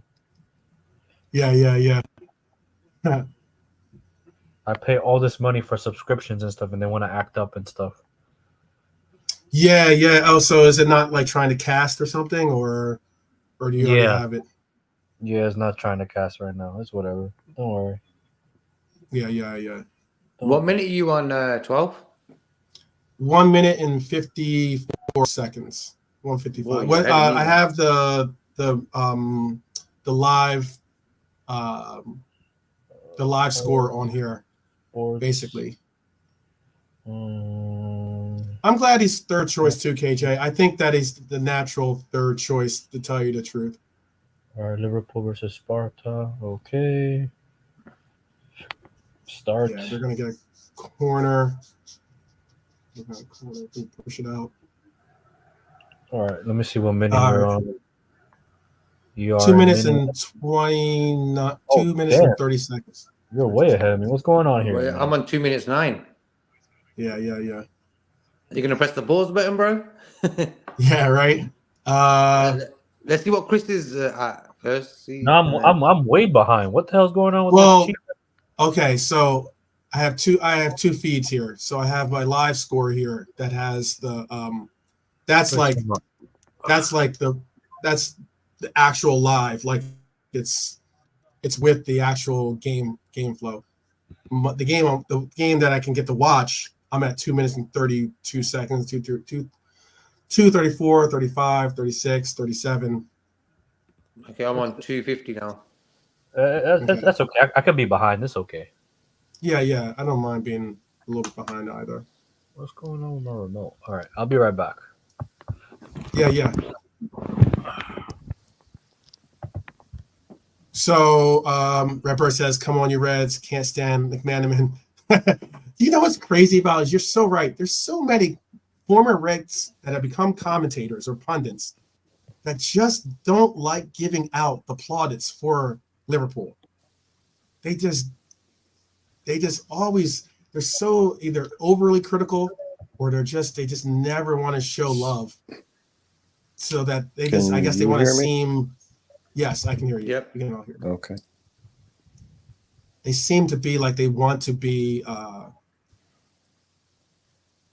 they want to be that guy that is looked at as being objective. Yeah, they don't get taken seriously if they say nice stuff about a second. It apparently, you know what I mean? Apparently. But I said this before as well, that their pundits are very different on UK TV than they are everywhere else. UK pundits, some for better, some for worse. But they act differently when they're on Sky than when they're on Irish TV, or even apparently, yeah, they don't have to toe the line as much. They don't have to worry about offending anybody. They can be a lot more kind of free in the way they talk. It's just obvious. It just shows you when you watch them. It shows you the difference in how much they have to kind of, like say, toe the line at whatchamacallit, Sky Sports or GNT. We are certainly pressing right now, looking aggressive. I know that the ball's with Sparta at the moment, but where are you guys minutes wise? Sorry, I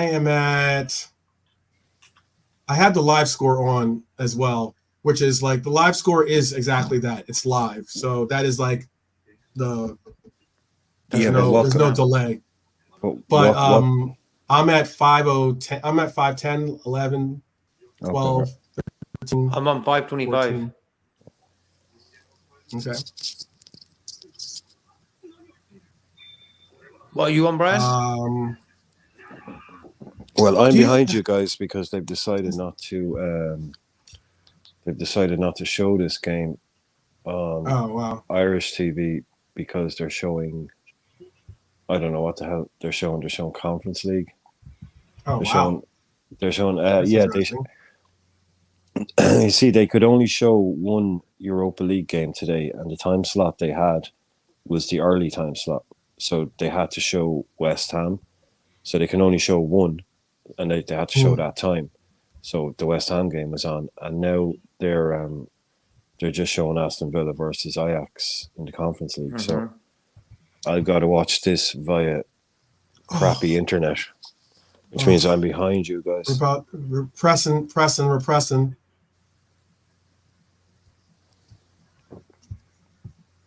Oh my goodness! I should have. Yeah. We're about to get the reaction. We're about to get a reaction right here. Oh, it's just too easy. It's just too easy. It's just too easy for our young man there, Darwin. There you go. I said he needs to play to get into his rhythm again, Sharpen up. His shooting conversion this season, 38%.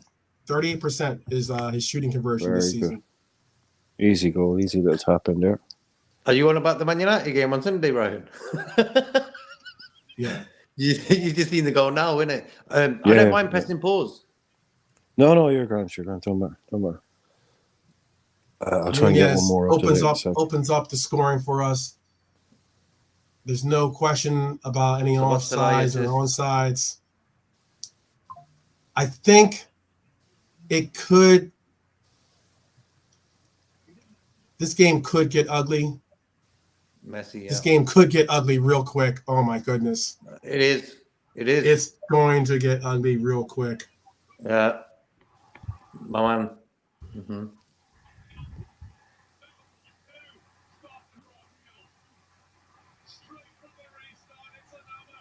That's why he started.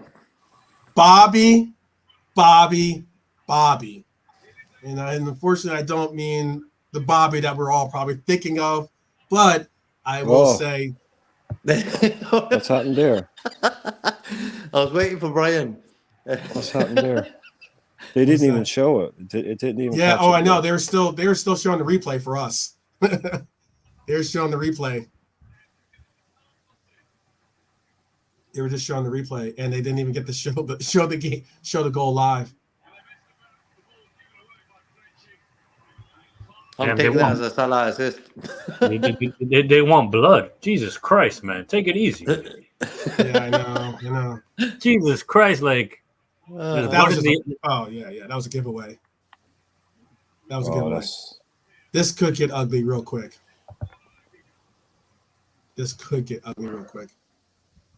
It already is ugly, but I mean, like, I'm not saying that Sparta Prague is a dirty team, so I'm not insinuating that they're going to start, getting angry. No, we know what you mean by get ugly. Yeah. That's. I mean, if this was a boxing match, bang bang.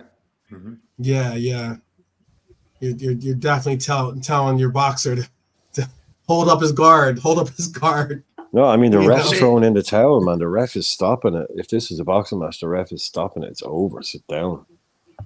Yeah, 7-1 in aggregate right now. Oh my goodness. Oh my Told you. goodness. Oh, Oh my goodness. oh my Lord of goodness. mercy.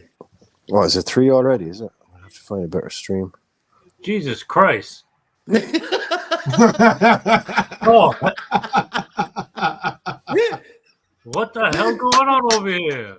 Oh, The Egyptian King says, I'll have a little bit of that.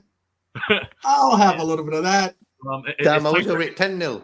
Hey, guys, I think it's time for the subs now. I think it's time for the kids to come on now. Jesus Christ. Oh, this is unfair. This is not right. This is not okay. Bobby Clark, Bobby Clark. I told you about Bobby Clark. Bobby Clark was like, Endo, what do I need to do? Oh, I need to do this. Okay. Clark is good. I'm proper impressed with his work rate and stuff. He gets stuck in, and look at that, he's done it there again. Quality player. Oh, jeez. Goalkeeper guessed the wrong way. The ball in the left foot of Mo Salah with no one in front of him. Not a good sight. KJ, I know if you went to the bathroom or you're trying to get some food cooked up in the first 11 minutes of this game, it is 3-0 already. Mm-hmm. Yeah. 3-0 already. Holy crap. Wow. Okay then. Okay then. Let's show some mercy. Let's show some mercy. I still got to get my I still want to get my now. If anything, Cody, you definitely better be getting some goals in this game. If Cody doesn't get a goal, I'm sorry, man. Send him to the under 23s. Send him to the under 23s, man. Sorry. Oh, Mo Salah going into space. Here comes Cody. Oh my God. Oh my God, is right. Just a hair too high for Nunez to stick that in for his second.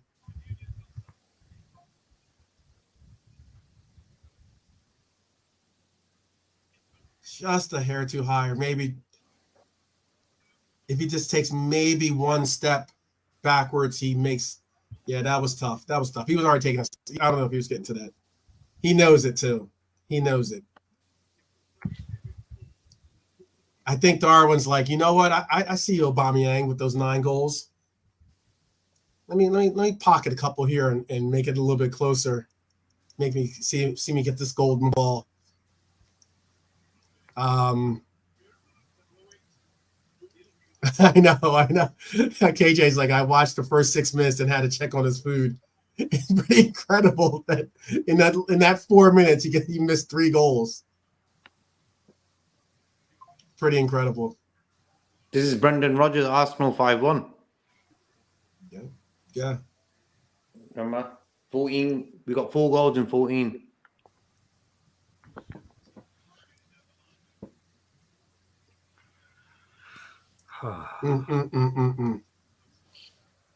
Yeah, he said he came back as soon as the celebrations finished for Salah. That sucks. I know, Jean Grey. Let's go. Oh my goodness. Oh my goodness.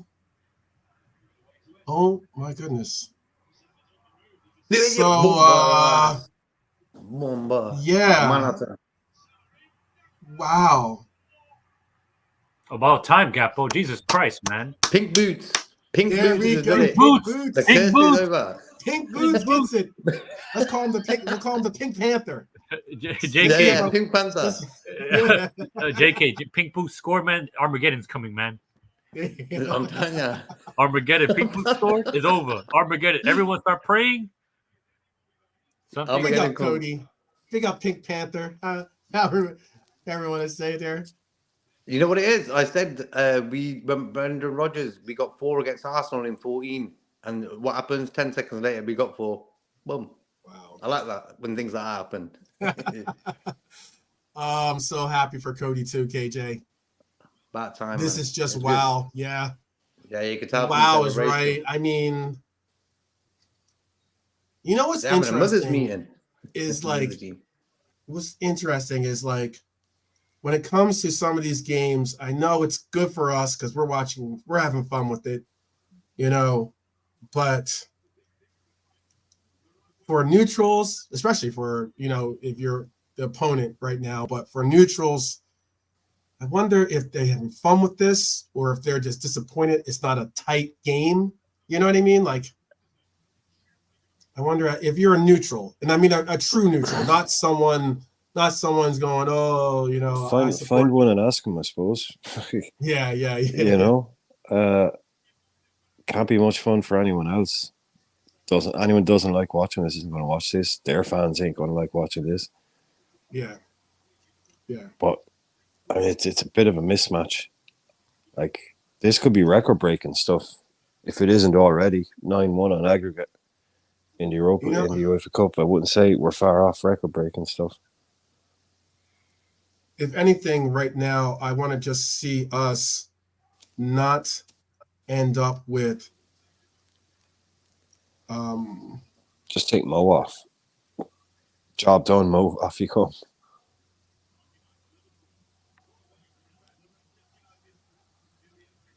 Yeah, I don't want to see. Let me see what we do here.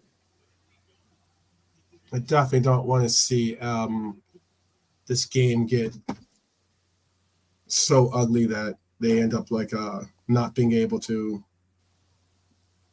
They're retiring. Someone. Yeah.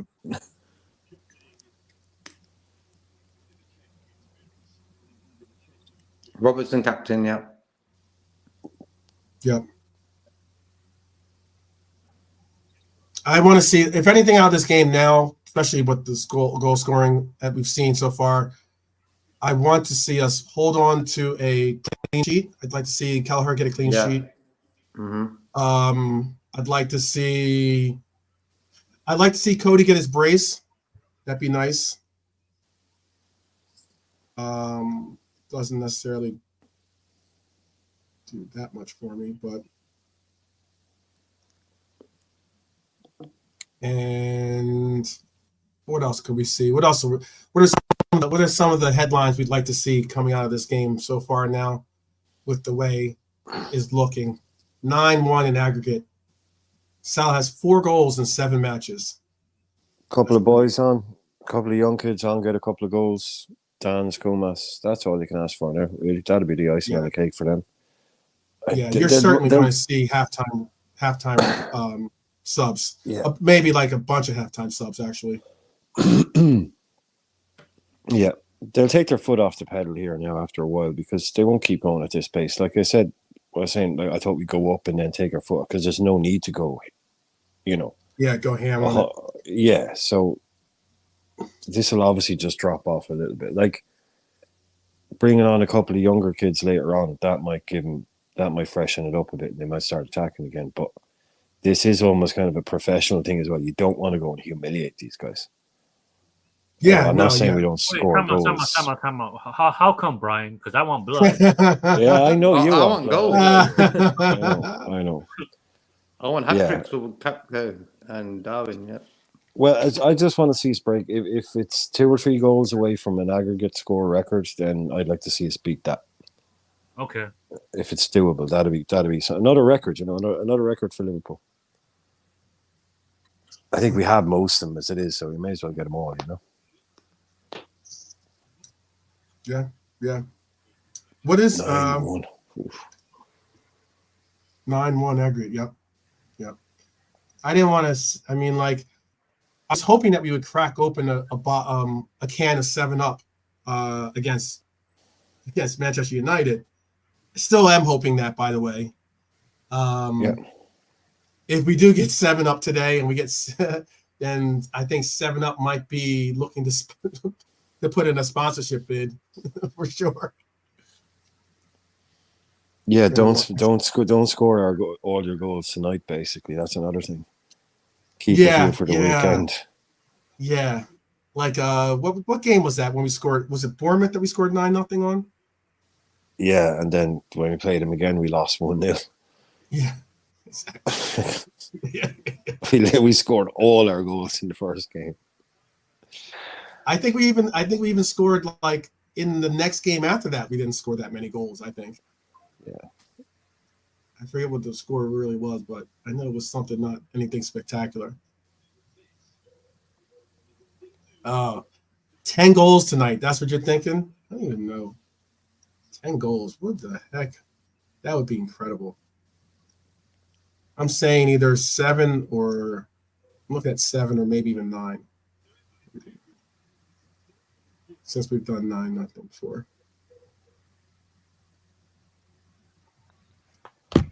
I'd like to see. Looks like Robbo is going to be taking our corner kicks as usual today.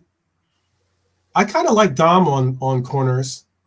Who do you guys like? Who do you guys like on our taking our corner kicks? Obviously, Robbo is pretty much a default when he's on the pitch. At least him and Trent are normally defaults when it comes to taking the corners. We've seen corners taken from Macca or by Macca. We've seen corners taken by Cody. I think Cody Hackpo's even taken a corner kick or two for us in a game, which is pretty surprising considering that he's one of the taller players that we have. Who would you like to see take our corners? I'm happy with Robbo for those in swingers, and if you want someone on the other side with a bit more, like a bit more precision or a different type of corner, I like Szoboszlai. Szoboszlai has the technique, but it depends what way they want to play. Like Robbo has a good in swinging corner on him, so if you want to do that, he's fine. But Szoboszlai can take him either side, and he's probably a little bit more. He could probably be a little bit more inventive with his. But apart from Trent, like none of our our corner takers are good, but they're not. We don't do brilliantly from them. So I don't know. Maybe just try a few more short corners. You remember there was a time when we took a lot of short corners. It was to the point where I was like, we take too many short corners, in my opinion, at least. Yeah, mix it. I prefer when you mix it up, and like you never see kind of any like good set piece routines from corners. Rarely, like the one the City did against us. Those ones, you'd only get away with doing them once. But just try something different a bit. It's constantly just swinging it into the box or doing the same thing from each side. I like to see a bit of variation, a bit of creativity. So it was probably under Brendan that we just started playing short corners all the time. What do you prefer, Brian, an in swinger or out swinger? Well, we were talking about this one before, and I prefer that in swinger that creates a bit of chaos in the 6-yard box, like that Andy Robbo one. But that's probably a bit more old school. Like if you want to, like that out swinging corner where you pick someone out on the edge of the box. But if you're playing percentages, I think probably the in swinger. But if you need, the thing is, you can do whatever you want, man. But if you don't have quality on the ball, like a good in swinging corner can be kind of undefendable. See, it's just, but then it kind of does come down to luck as well, where it drops, or if whereas the other one where you're just picking out a player and trying to execute everything perfectly, just mix it up.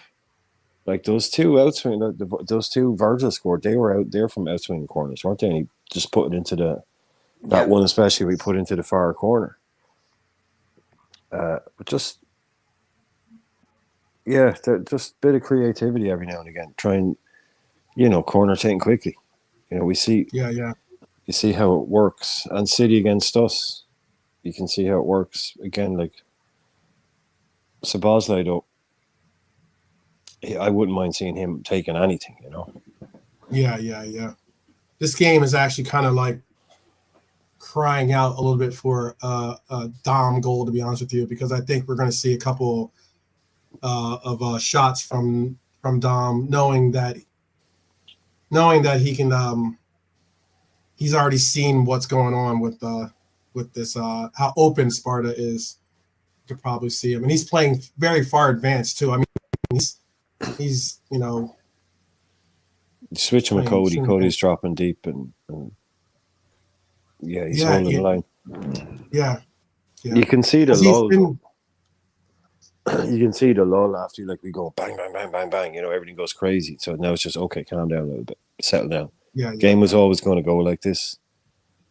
When we're looking at the 25th minute, 4-0 already. Yeah, it's just kind of a training game now. Yeah. Yeah. Take it easy, Yeah. But to go into the United game is a good energy to start off the game with. We haven't done that in a while, where we start off like that, boom, boom, boom. Yeah. So it's good to see that for a change. Do it.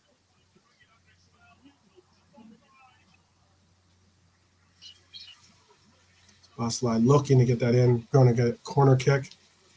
It looks like Dom is going to stay now. Dom's going to take this corner. It looks like.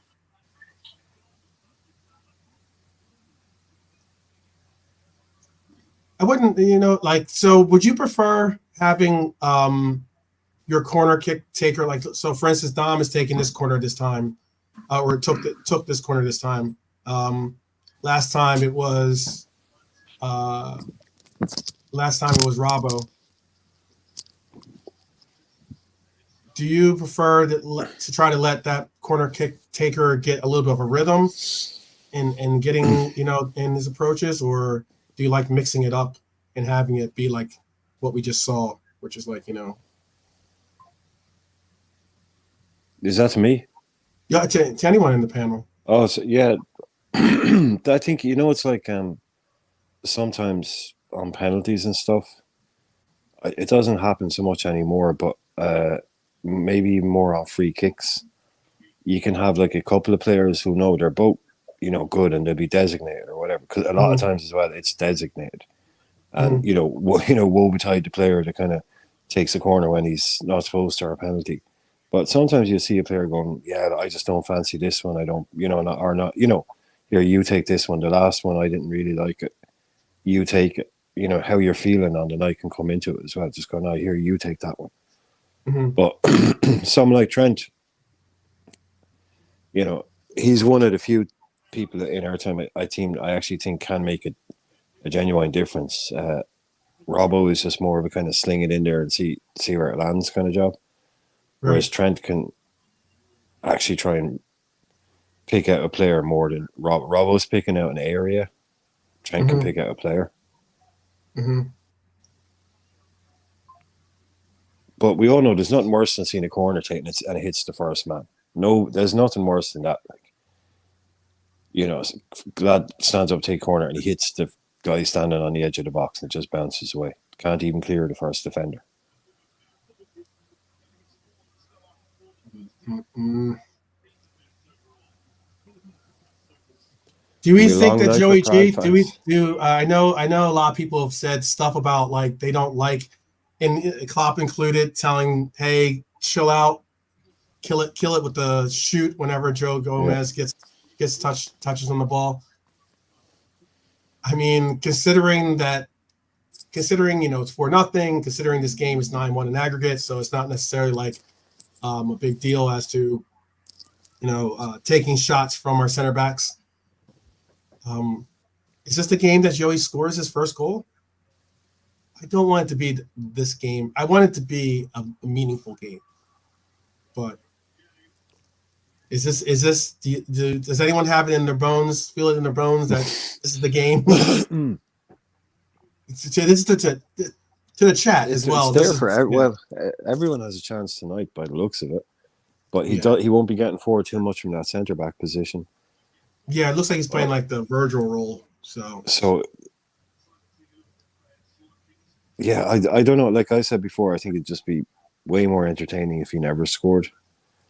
Mm-hmm. That'd be a much more interesting record than to have scored 3 or something. But yeah, I'm with you. If he does score a goal, you don't want it to be the 12th goal in a 12-1 aggregate win. Like something that actually meant something would be pretty amazing. And then that to be his only goal ever scored would be perfect. Yeah. The score Like, the winner in the final, and that's his only ever career goal. Perfect. Yeah. Nice one. Or it's or it's like 1-0 against against United or something, you know, or against Wolves to win the league. I'll take that. Thank you very much. Oh yeah. Oh absolutely. yeah. Joey Gomez actually winning us the league Can title. you imagine? That would be first. I mean, is it this year that are they following? They're following the team this year, right? Is it this year that they're following the team with the cameras for the special they're gonna do? Which I don't know what you know. Do you know how they've got? So they're doing like a like that. Who's they, like Liverpool TV or? Yeah, no, I think it was the same thing like Amazon did for when they an Amazon thing. Okay. Yeah. I don't know. Chris Amazon too. I don't Chris have Amazon. Or JK or even anyone in the chat. Does anyone know any specifics about that? I'm pretty sure that that it's either this year or next year that they are following them around with the cameras. I'm sure they're hoping, but I'm sure that if they did pick this year, I'm sure they're super, super happy that they picked this year for it to be the year they follow them. They want to get that last year at Klopp and all the drama of that, but being intense. I'm sure that'll draw a lot of eyes. I think it was this season. I think Klopp wasn't really happy. He wasn't happy about it. Yeah. No, he didn't want it. Yeah. Not many coaches like it when there's like cameras in the locker room and stuff like that. Yeah. I didn't watch the Arsenal one. Did you watch the Arsenal one, JK? Did you? Have you seen these? I haven't seen them. I've seen the Bayern Munich one. Season? Yeah. KJ says it's this season. The Sunderland Till I Die one is supposed to be absolutely amazing. That's supposed to be one of the best football, just whatever you want to call it. The Sunderland Till I Die one, where I think it's where they get relegated and they're in so much trouble. That is apparently like just kind of unmissable if you're into what goes behind the scenes at football when it's all going badly wrong. Like not just having like when the club is basically falling apart, you know. And they filmed they filmed everything, like, you know, the stuff. Yeah, I don't know, like the access that they had to them. It's probably okay for us because we're having a good year, but if we were having a bad year, you wouldn't want those cameras in there recording those conversations. Oh, yeah. So that's what happened to didn't it happen to Spurs, I think? Oh, they did. Did they do one as well? Did they? Okay. Yeah. So there's Spurs, Arsenal. Who else? So is that it then? It would be Spurs, Arsenal, and then we're the next one has Man United done one or Man City done one, or I'm sure City hasn't done did one. Something. I'm sure City did one now. I don't think that they, or not with Amazon at least. I don't think they did one with Amazon. Okay. Yeah. Let me see if I can find out for you.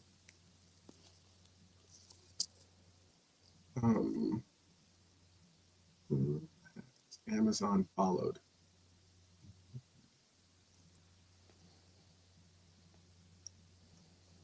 I think that if it, being that we're saying that it is,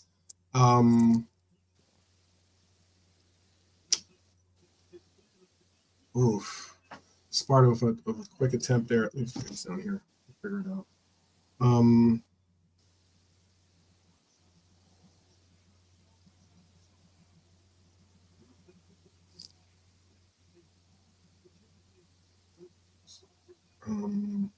Soccer show.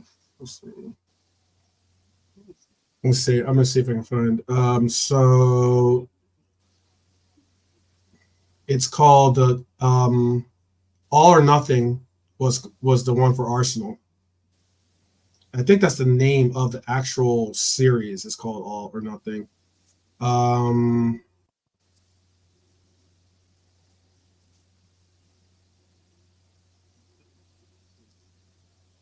I think I'm trying to look to see if I can find another one for them.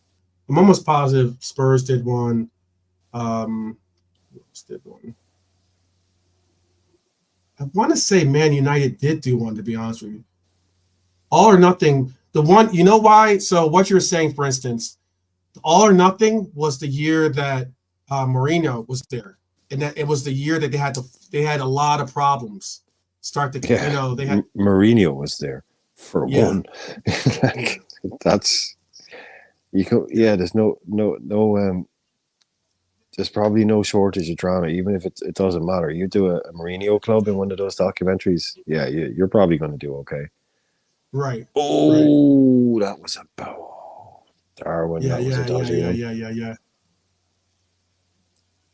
I mean, we can He all knows laugh it. and He joke knows it. now. He knows it. He knows it. Yeah. He knows it. Oh, too right. Look, man, these guys know it better than more than any of us. He's the one that missed it. Yeah. He's caught that just wrong. Yeah, he's caught that really wrong. Yeah. But look, everyone can laugh and have a joke now, but they go on your record, man. These numbers add up, you know. You want to add, you know what, like when you retire at the end of the season. Did do All or Nothing. I'm sorry, bro. Oh, they did. Oh no, it's just when you retire at the end of your year or your career, you know. Mm-hmm. These goals you scored and all that, all these numbers, man. But when you're playing these teams, what do they call it? What do the kids call it? Mm-hmm. Oh Christ! Oh, Pat statting. Not Pat statting. Stat padding. Yeah, stat padding. Yeah, that's what. Oh, that's just he's stat padder. Yeah, we'll go out there and put 10 extra goals on your career total against the likes of these. Get 3 or 4. Yeah. Hopefully now. Look, this half is kind of slowing down a bit. It is slowing it down a little bit. The motivation. There's no motivation to do anything. Oh, they're in there now. But I see Salah with the. We were just talking about those purple Warrior kits there the other night. Salah's got those boots are reminding me of that. That's the Warrior purple. Mm-hmm.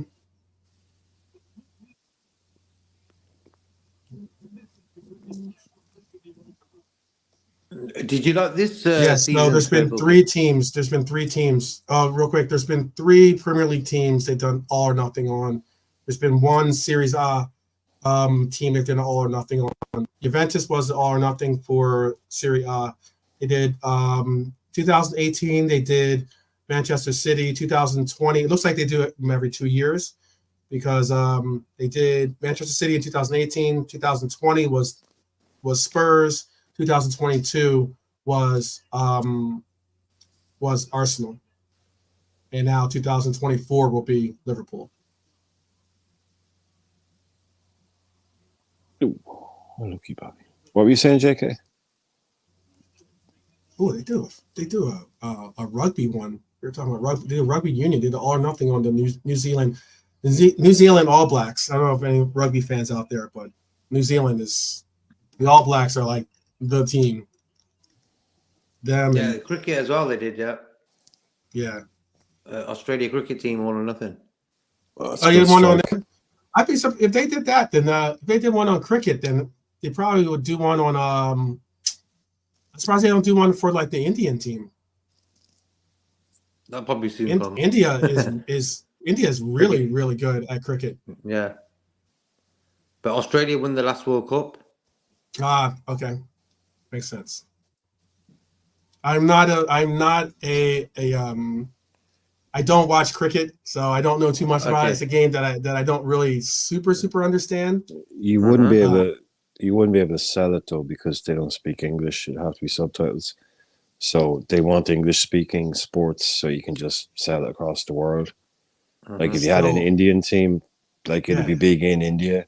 Yeah, exactly. Like for Amazon and all. Yeah, no, I guarantee you. Look, there was companies making these before Amazon. Like we've already had one. The Being Liverpool one was done already. We've already done one of these.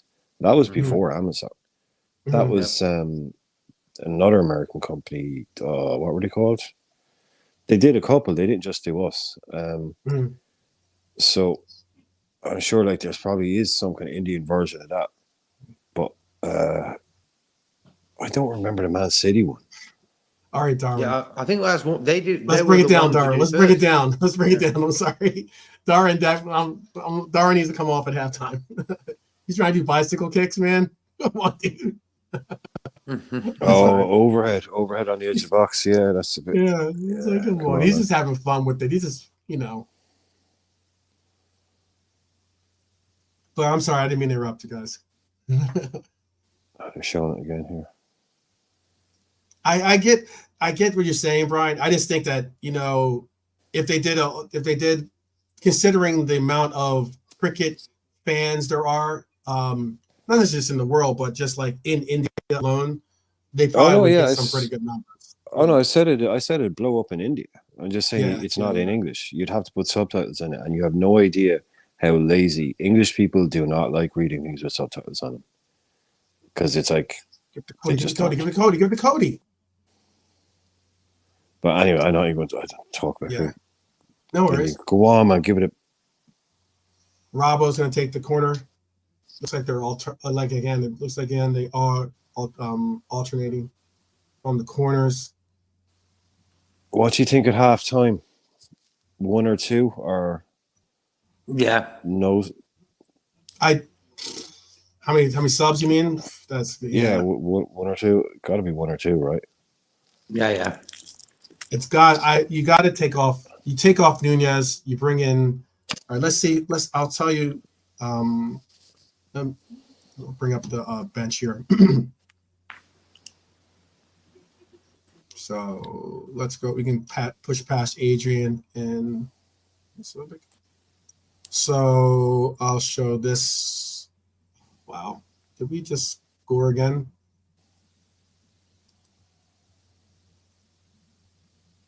No. Sparta Prague just scored. They did. Yep.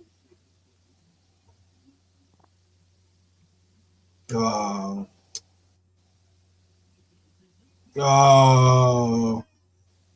Pops won't be happy. No clean sheets. No clean sheets for us. No. Oh, that's a lovely ball. That's a lovely pass. That is a lovely pass. So whoever played that ball, that is a beautiful little pass. Yeah, let me see. Lachi, I think, played the. No, fair play to him. I mean, they've been getting their arses kicked, so. Ento couldn't get to it. Look at that for a first-time ball. That's a first-time pass out of the top drawer. That is absolutely that is beautiful. That's my level. Yeah. 4-1. The finish, he gets fair play, but just for that pass alone, it takes a little bit of the air out of the balloon going into halftime. I said we'd go 2-0 up. We'd dominate and we'd go 2-0 up. Then they'd score. We'd wake up and come back and score more goals because I thought that was going to be the ebb and flow of the game. Because we go up and take our foot off the pedal, they might get a goal, and then we'll get stung back into it. So this is kind of how I was expecting it to go, but without the 4 in the first 5 seconds kind of stuff. Yeah. So what you want to do now, I think, is bring off a Gakpo and a Nunez and bring on a Dans and a Kumas. Some version of that kind of. I would have. Yeah, I get what you're saying. I would say bring off Nunez and Salah and bring on like a either or. Yeah, I'm cool with both. Yeah, I'm cool with both. 2 of the front line. Push Cody to the center. Bring in Gordon and Kumas, and then bring in Dan's after Cody gets maybe after the hour mark. Yeah, like the hour mark, 65-minute mark. That'll work for me too. But I think get the kids on, get those boys on, give them a chance, and like we said before, not 8 minutes at the end. Give them half an hour. Give them a chance, especially now. Come on, what are we? Yeah, the comeback is not on for Prague, so no. Yeah, I mean it's 9-2 aggregate. I mean, and can I just say one thing about them as well? Like a lot of teams, maybe especially back in the day as well, that were getting their arses handed to them like that. they might start overreacting, but they haven't been aggressive. No, they haven't. I mean, They've in the been wrong playing, way. still They been haven't been playing within their fouling game. us. Yeah, they're not Yeah. kicking us. They're not taking it out on us. Yeah. They're not kind of going, okay, well, Darwin, if you think you're going to score again, here, whack, have one on the ankle, Yeah. There's been none of that going on, thankfully. So they're playing the game in the right spirit, like they did last week. Mm-hmm. And this was the guy, Cage, because remember we were saying earlier on, some guy, and that KJ was saying, like, yeah, that was the guy that was causing us problems last week as well. That guy that played, I mean, I've loved all our goals, but like my favorite type of midfield, my type of players are creative midfielders. And a first time pass like that from a midfielder, I mean, that's made my night just seeing that. I'm sorry, I know it's a bit weird, but seeing that pass has kind of made my night. It was just so good. It was just so good, man. Especially first time on a half volley. I mean, just come on, like.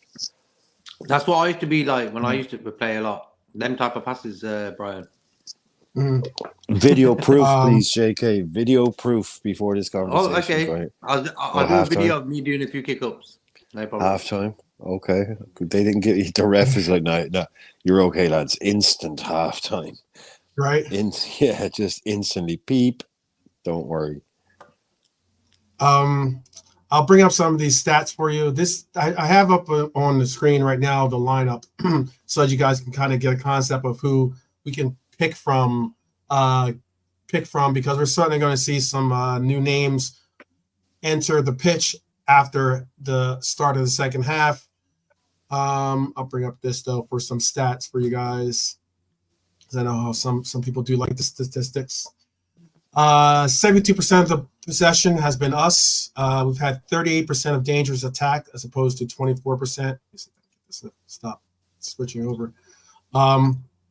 We've got 24% of our possession has been on attacking, and we've had the 59% of the time Sparta has had the ball in a safe zone for themselves. Our conversion rate has been pretty high, considering we've had 4 corners, six shots on target. We've only forced them to take 1 real save though, 3 off target, 9 attempts incomplete for us, and we've had none of our shots blocked. But our 44% is because of we have 44 out of the 9 attempts, we have 4 goals. Really not that big. This, as Brian was saying earlier, really not that much. Game on. Sorry, either sound game on. Oh yeah. Beware second half. They're coming out. They're coming out.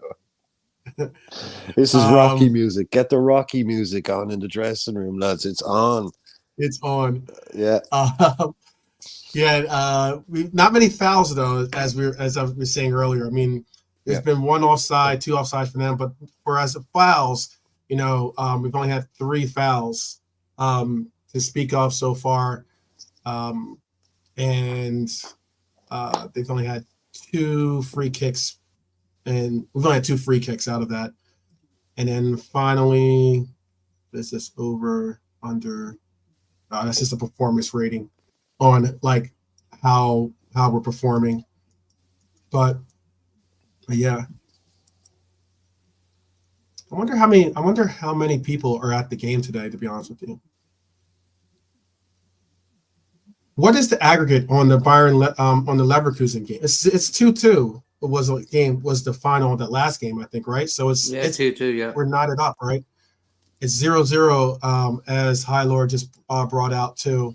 Let's share this tab. 0-0. Hey, all props and due to Zavi, but Quarabag, or is that how you say it? Quarabag, yeah. Quarabag. I'm rooting for you. I am certainly rooting for you.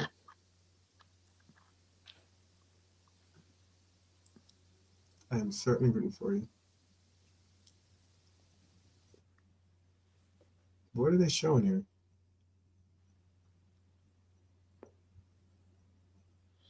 The first 15 minutes of the game was a blur. And then goals just kept on coming, You Yeah. didn't even realize who scored. Funny man. Yeah, it is so funny. There's so many. These goals are coming so fast and furious. You know, I was waiting for Vin Diesel to be one of the goal scorers. Oh, Oh, damn. I don't think I've ever watched a Fast and Furious, not even one. I don't know why. Yeah, I was gonna say something. I don't know what it was now. Yeah, I was just there was that pass, and there was that Vin Diesel joke. That's all I'm gonna remember from tonight. Getting too much now. oh man. But yeah, the that could actually get squeaky. That Karabag one, because Leverkusen, they're on a treble, you know. Yeah. And if that starts, that could be the one to watch, like, you know, because obviously when you talk about neutrals, like no one's going to watch the second half of this. They're going to go and watch a game that's in the balance, probably with something to play. Yeah, like if you don't care about any teams, you're going to go and watch a game that's actually got something on it, and that would be the one I'd be watching if they're still 0-0 or 2-2 on aggregate. Yeah. One of the, I think after us, they're second favorites. That's even better. Yeah. VAR looked at this game and they said, check complete. That's funny. That's funny. Big up, Checkmate. KJ. Checkmate. Yeah. Probably no cards, right? No cards in that game. For which game? In our game, no yellow cards. No yellow. Right. Yeah, there's no yellow cards. Yeah. And there's been no. I'm really starting to like these guys, right? So I'm a bit worried about, just in case, because when I know I did know this and I've forgotten it, but there's Sparta Prague and there's Sparta Prague and the Slavia Prague, right? Mm-hmm. Now I know that back in the day, one of them was a very different type of club to the other, and might still be politically. Like there's a reason why there's always a reason why there's two different clubs in the city. One of them is a bit maybe going back in the day, if you know what I mean, and the other was more kind of freedom type club, and without getting into the weeds on it. So I don't want to say I'm really starting to like Sparta, but I really do like these guys, this version of it, this version of this team. Yeah, because number one, like that crowd was brilliant. The way they're playing was really good, and I know it sounds ridiculous because they're getting absolutely smacked up here, but also little Prodigy, and the little guy there, but also these guys. Has anyone else noticed that is a fantastic kit? That black kit with the goat, that is a beautiful kit, man. Like, you guys like your kits. I just clocked it there. I was like, that's really nice. Black, gold, the black and gold. Yeah. I'm really starting to like these guys, man. I really am. I'm like, I don't want to find out that they're on the wrong side of the wall, if you know what I mean. I know. Brian might get a he's gonna probably won't. Yeah. Brian might get a kit. I know. I might have a new set. All I'm saying is I might have a new third team in Europe. There you go. One to keep an eye on. Just one to keep an eye on the watch. Because of the kit? No. No. Not because of the kid. He's been talking about how they play and everything else. I'm just monologue. I'm just messing with him. You know how I am with Brian and stuff. I'm just messing with him. I don't know. Was that Dustin said, did my voice change? Is there something wrong with my voice? No. Do I sound different? Actually, you're starting to sound American, man. I changed phone. There you go. I changed phone. Like, does it sound louder? It sounds clearer. You sound good, Brian. You sound good. It sounds clearer. Oh, okay. No, this is that's what happens when I use the iPhone instead of the Android phone. Apparently, it sounds way better. Excuse me, 2 phones, huh? Yeah. Johnny, 2 phones. We established this last week. Oh man, you're not the only one. You're not the only one. Johnny 2 phones. Oh, 12 man, he got a trap phone. 12 man, he got a trap. Yeah, phone. he got a burner. He's got a burner. Remember Goodfellas when he was introducing him to everyone. This is Johnny 2 phones. If he sounds American, it might be just because he's hanging out with us Americans too much, maybe, or something. Yeah, that's what's up. Yeah. Sounding like Cillian Murphy. Is that his name? Cillian Murphy? Oh, Mr. Oscars. Yeah. Mr. Cillian Murphy, Oscars. Yeah. Even though I will say, I mean, he's from Cork, right? Yeah, but he doesn't have a Cork accent. Doesn't have a Cork accent. No. And he gave a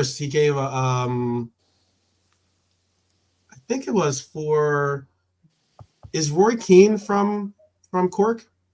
Oh yeah, Roy Keane is like Mr. Cork. Yeah, but he's from like the rough part of Cork. Like he's not Gotcha. even from the nice part. I don't know what's the rough part of New York, the Bronx or Brooklyn. Like he's from like that's where he's from. Yeah, but in New York it doesn't matter. It doesn't matter. It doesn't really matter, but yeah, it doesn't matter. Yeah. It doesn't really matter. There's rough parts all over. You know. Yeah, well, he's from the bad side of the tracks, basically. He's from the projects. He's from the projects. He's from 8 Mile. How about that? You can say yeah. He's from that part of Cork, whereas Cleveland Kelleher is from slightly nicer part.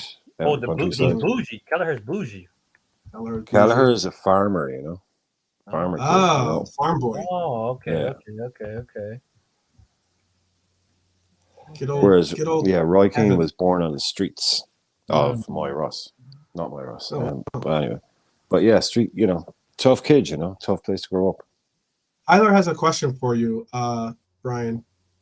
He says, is Dublin more American in their accent than Cork, or is it the other way around? Neither of those people sound like they're American. Neither? No. You could never possibly confuse anyone with a genuine Cork or Dublin accent. Sounding American?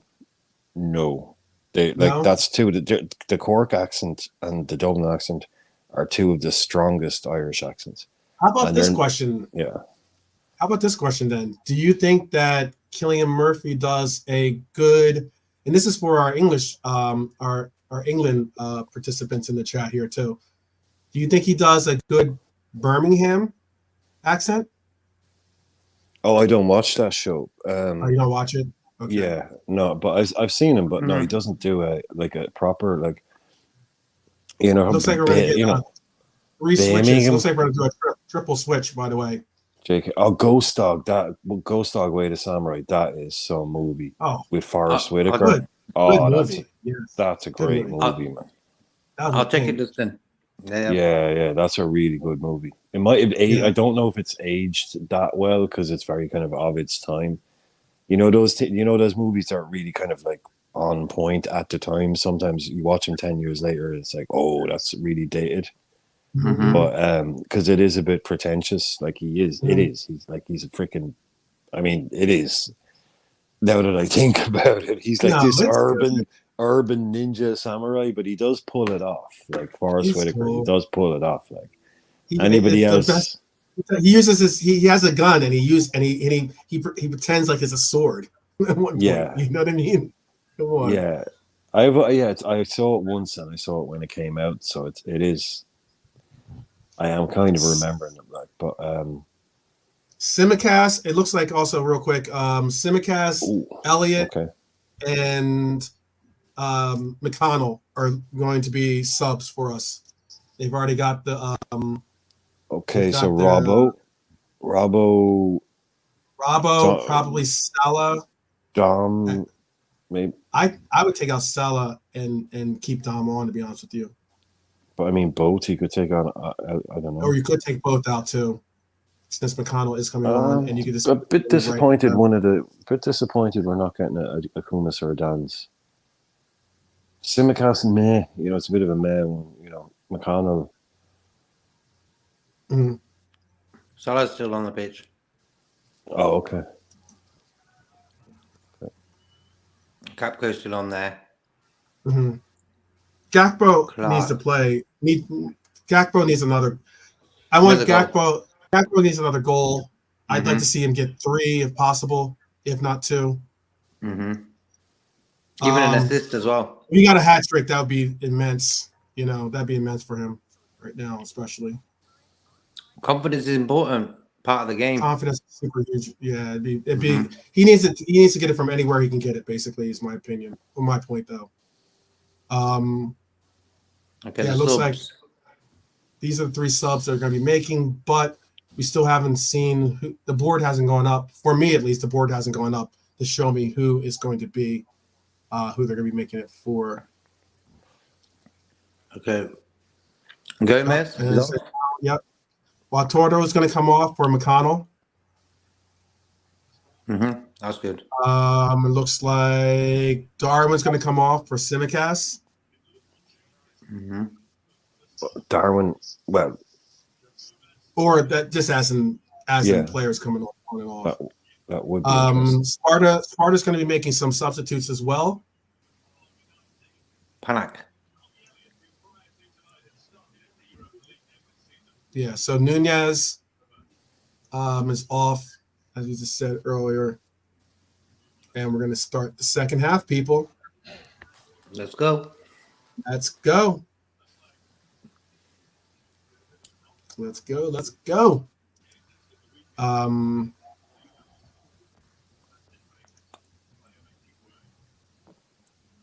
Yeah, just have fun with it. Yeah, exactly. Just have fun with this game. It's all right. I mean, like that's where it's at right now. I see some of those seats empty up there. For wonder where those people are. They went home. Did they? You think they went home? Yeah, man. All in the same section? Were they on the same bus? No, you're getting that fancy food and booze they all paid for. Yeah, I saw that. Yeah, like, they're having a little munch. Yeah. It ends up being like I think those tickets are like one of those tickets for the hospitality ticket. I think it's like about. Now I'm not certain for obviously the different stages or different games. The prices might differ in price, but I watched a piece on YouTube on a kid went with his mom and dad, and he spent £1,000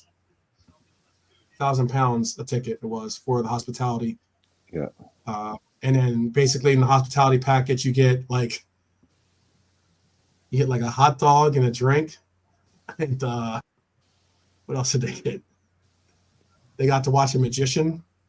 I mean, like it wasn't exactly super incredible situation, but to each his their own. Yeah, I wouldn't be expecting that bit. The magician?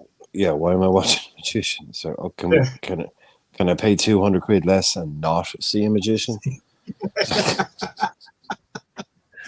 Exactly. Did someone say magician and stuff? Have some expertise in that area and stuff. Oh wow! All right, making people disappear, no doubt. Yeah, exactly. Is Cillian Murphy a hardcore Liverpool fan? Is it? No, I don't. He's a hardcore Liverpool fan. I mean, Hylor's saying that he is. That's why I was wondering. Yeah, I see. He's not well known for it.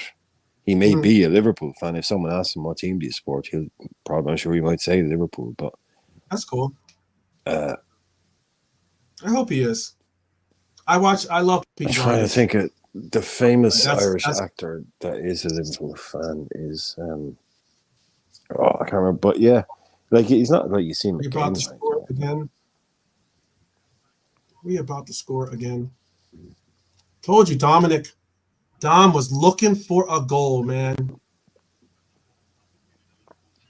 Kaboom. He was looking for a goal. Exactly what Brian said as well. They'll get a goal and we'll get a few more. Brian, you're mystic. Let's go. Dominic Toretto. Let's go. Dominic Toretto. Oh, unlucky. Yeah, it was deflected in, but is that correct? KJ, is he really playing? Well, Joe Gomez did get pushed off Joe Gomez did go up, will go off the pitch. So the subs were Joe Gomez, Watoto Endo, and Mohamed Salah, or Darwin Nunez, have been subbed off. But yes, the boss. Yeah, he's filling in left centre half because Gomez gone up. Wow, that's a little unexpected. You know, did they do it?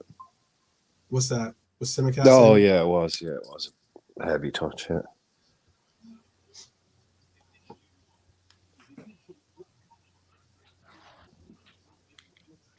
Oh man, so Sparta is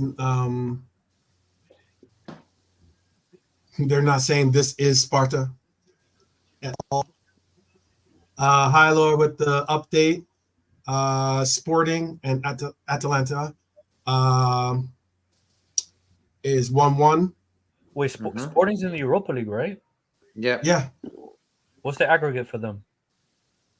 I can tell you in 1 minute. Because I would like to see Liverpool versus Sporting in the next round. Oh, really? I want to see Amaron in action. Yeah, well, that's what Helor, I think it was Helor was saying there earlier on, that potentially we could be facing Alonso or Amaron in the next round. So the two main guys for the Liverpool job. Mm-hmm. Well, if you believe the Amaron, I don't know how much there is in that, but apparently it is. It was 1-1. Solid. It was 1-1. So yeah, we could easily be playing him or Alonso at some point. Mm-hmm.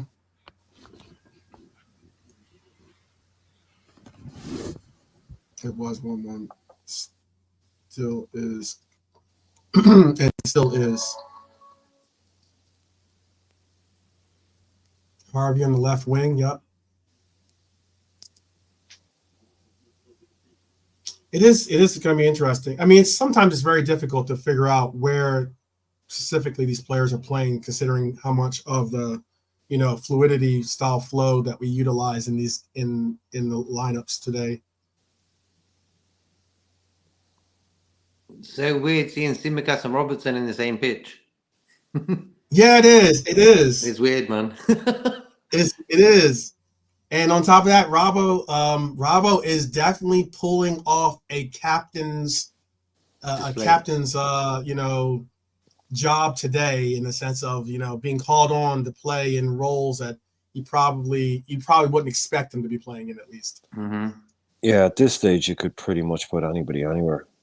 Really could. No disrespect to them, but we could almost we can start making some kind of serious changes toward the end here, because it doesn't really matter. Yeah, they're again, no offense to them, but this is horrible for them. I'd imagine horrible for their fans. You don't want to look up at a scoreboard and see 10 on it. Yeah, that's rough. That is rough. But hey, I'm sure they rather, as a competitor, you want a team to go and give you their best. You don't want to have a team start to pull their punches. Oh man, Clark should let that go through. It is kind of. Am I mad, or is it just me? They haven't been that bad over the two. They haven't actually been awful. I understand what you mean. Mm-hmm. They gave up 2 of those goals tonight. by giving away, by trying to play it around and bad touch from the keeper, bad touch from the defender. Mm-hmm. But like I said last week, we beat them 5-1, and I said we've played worse teams than them and only beaten them 1 and 2-0. Yeah. I thought, if that made sense, I thought they were better to watch at least than Everton and fucking Luton, and Nottingham Forest, the way they played against us. Mm-hmm. I'm sure those teams would probably beat Prague, but they look like a much better outfit playing against us, more interested in playing good football, and able to do it as well, not just there for it. It was these are a good team. Oh, come on, Harvey. Let's have a ringlets goal. Let's have a ringlets goal. Or a ringlets assist. How about give me a ringlets assist? Ooh. That was a good ball.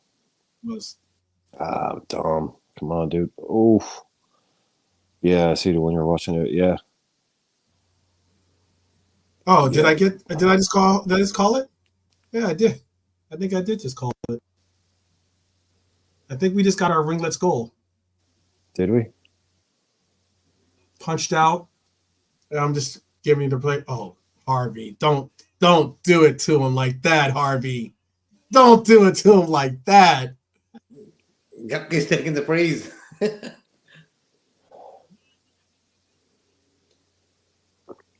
Pink boots again. Right? Oh, that's filthy. That is absolutely filthy. That's nice. Did Cody get it or Harvey get it? Oh, Cody. Lovely. Does he get a touch? Yeah. Nice I was wondering because it went a long way. That brother's been listening. Oh, no, that's Cody. Man. That's Cody. That's Cody, bro. Yeah. Yeah, because it went so far. It was like a Harvey Elliott goal here. I'm waiting for Chris to come in now. oh yes. Ching. There you go. There you go. There you go. I need Is one that more. what- One more Hang on. now. One more from you, Cody. One more. Let it, bro. The flicks and the tricks are coming out now. No, that just We all said today was the day for him because we've never really said Gapco has to score, but for some reason, all of us said today he has to score. I didn't. No, I didn't. No, I didn't see him on the score. Well, me and 12 did. No, I didn't pick him out because I kind of I wasn't good. I'm just like, no, I'm not going to even say anything about Gakpo. Let's get him one more goal. Yeah, it is That'll good give to me see. I just scored on my I had Cody in a race and I have Cody scoring a hat trick too. So I'd like to I just collected on that. Now I'd like to collect on a hat trick. That'd be good for me. There's nothing big. I don't usually when I wager, I don't wager much. I just dropped my stream. Sorry. But go on, Cody. I like to see it. 55. Definitely like to see it. Cody with the pink boots, Pink Panther. The Pink Panther. He's back. He's back. What you saying now, JK? What you saying now? Now the brother's been listening to our shows. He heard Jazz and 12 and all of us are not happy with the pink boots. And he was like, I'll show him today. And he's done that. Exactly. But you know what? I never really criticized players as much. But for some reason, I said today, Gapco has to score. And I'll never say that about any player. Absolutely has to score. Mm-hmm. Absolutely has to score. Looks like Sparta's going to try to retool and bring in a midfielder. Couple coming on, yeah. They're taking out Kucha.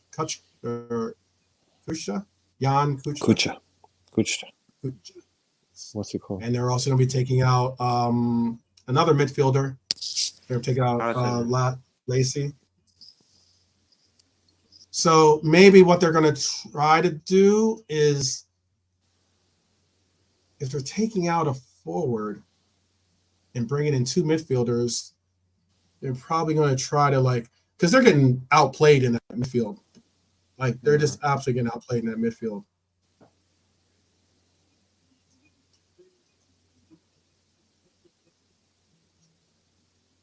Absolutely getting outplayed in the midfield. You would say damage limitation, but it's a bit late for their left side, basically. They just took their left side out, basically. First watch-along I've done, 6 goals. Nice. Yeah, man. I know. It's kind of crazy because I don't want to. I don't want to make it where I have to do watch-alongs because we've been so far the watch-alongs. The last watch-along we did was what, 5-1, right? 2 for 2. I said just stick with Europa League. That's what I said. Yeah, that's good. Just stick with Europa League. Stick with the Europa League, and we could have a lot more fun with it. Enjoy the game a little bit more. It's easier because it's on later here, so it's easier for you to do. So if we've started on the Europa League, so we'll just basically say just follow our run. on this, because then we'll only be watching this when we're winning. You know, when we're out, we're out. You can do whatever next year. But I think keep going on the Europa League journey anyway, if we can, you know, if we're all available. Absolutely. But we have started it, so we may as well try and keep it going. Well, I'd say even more so, it's dependent upon all the people in the chat too. You Absolutely. in the chat have to be here too. Oh yeah. Everyone that tuned in, whether you tuned in and tuned out and tuned back in or whatever the case was, you got to recognize you're a big part of this superstitious little assertion that we're saying. Because so far, I mean, we've won 5-1 last game. We're up 6-1 in this game. We are obviously the lucky talisman. Yeah, easily. And that's with all these players getting some love right now. What does it say? These big realism, Jared says, these big score lines is great for our club. Teams coming to Anfield will be weary, and we essentially beat them in the tunnel. Yeah, that's a good point. It's a really good point. I like the fact that concept of, because last year a lot of teams didn't seem to have, like, you know, I saw an interview, for instance, this is a boxing reference at least. George Foreman, incredible fighter. I know a lot of people might remember him as his bigger George Foreman days, but George Foreman used to be cut like just diesel when it came to his physique, and he was a heavyweight champion as well, and he was being asked on a talk show. It was Johnny Carson actually. Back in the day, Johnny Carson was like the talk king. show, the king. The yes. king. He asked him, you know, well, who was the person that, you know, was your toughest opponent? Who was it that you really, really feared the most? Sorry, he's like, and he asked, was it Muhammad Ali? And he's like, no, I didn't fear Muhammad Ali. Interesting sub. I don't want to see this sub. I don't read the sub. I don't even know why Virgil even brought a jersey brought his kit to the pitch. I don't want to see this. But where's Dan's? Where's Kumas? I don't know if we're going to see Dan's in this game, to be honest with you. Now that Cody's on a hat trick, you know, Diaz just threw his scarf in Endo's face accidentally. Did you see that? No, Sorry, I didn't see that. No, I was just going to say, I won't be surprised if freaking Diaz comes on there or something. This is odd. Why is Virgil coming on for this crap, man? Is it because because the Robbo with simulcasting is over? Is he going to just basically come in for Robbo playing at center half? Lads, if Virgil gets a knock now in this. No, don't say that. I don't want to be jinxing stuff. Yeah, but I don't say things like that, bro. Yeah, don't even put that in the universe. Say things like that. Yeah, don't even put that in the universe. Not in this dimension, not in this multiverse, not in another you know. Oh, Sporting are out where I as was it going, stands. Yeah, I see that. As it stands. 2-1. What I was saying about that reference, though, about George Foreman was he said that he would go whenever he would face another opponent, he would go and just stare straight into the other opponent's eyes. Just give him that stare down, right? And any moment that his opponent looked to the ground or looked elsewhere, he knew he had him. That was the burst of confidence that he needed to know this guy's not ready. This guy's not dialed in like I am. And he said that the only guy that didn't really go off for was and it's a Philadelphia legend, by the way, a Philadelphia legend. George Foreman, Smoking Joe Frazier. Okay. Yeah, he said Joe Frazier was absolutely one of the biggest feared opponents he's ever had to go up against. And he said that when he was when they were like, staring each other in the eyes at, as the referee gave the instructions, he said he was hoping that Frazier wouldn't look down, because he said that his knees were shaking. George Foreman's knees were shaking at that moment. It's pretty powerful, to tell you the truth. Mm-hmm. Yeah, Frazier is my favorite. I read a few books about Frazier because I went on holiday once when I was on holiday, and back in the day, this is before the internet, and everyone bought like loads of books, and I read the 2 or 3 books that I brought. So you just start picking up other books that people had, and there was a couple of. There was a Frazier book, and his story is unbelievable.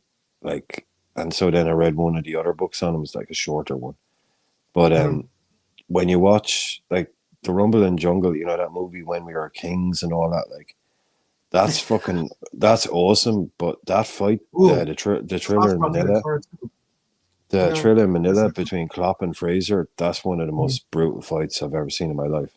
Like Frazier versus Ali, the thriller in Manila is like XXX rated. It's unbelievable. Like I remember Ali's. I'm sorry. Wait, hold on. I'm sorry. What is this sub? A sub does not make any sense. Why? What's happening now? So Kwanzaa's coming out. Kwanzaa just got a card. Just got a yellow card. Virgil's coming in for Kwanzaa. Yeah. Well, look, it's well, you're 11-2 up. I suppose it's Freaky Friday. Yeah.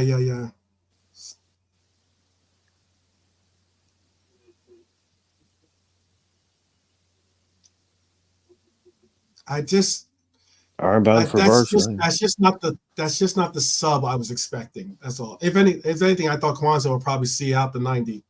To be honest with you. So we've used 4 subs so far right now. The subs, people that have been subbed off, has been Nunez, Endo, Gomez, and now Kwanzaa. So both our center back pairing has just subbed off. What is our back line going to look like? What does our back line look like? Virgil's going to play right center back. Yeah. So you got You know what I mean? Robertson. Yeah. It's just weird seeing Tsimikas and Robertson next to each other. It's funny, man. It's weird seeing that. It's weird seeing Virgil on the right side, to be honest with you. Playing like the possibly going to be making Matip-like runs or something, maybe. I don't know. No, he's just filling in. This is fine. This is just like this is like I said, it's a training game, basically, at this stage. It's just like go play there for 20 minutes. It shouldn't be a problem at all. He's Nolante is saying Klopp is lucky this ain't a team, which is rough. Yeah, that's what I said earlier on, man. That's what I said earlier on. They're not. They haven't been aggressive. They haven't started kicking people because they've gotten angry and frustrated at the scoreline. They played it right. Yeah.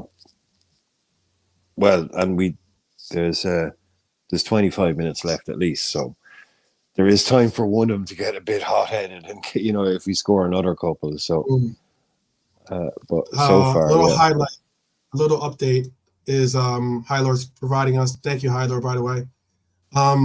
Red card, Korbag. Come on, Alonso. Okay.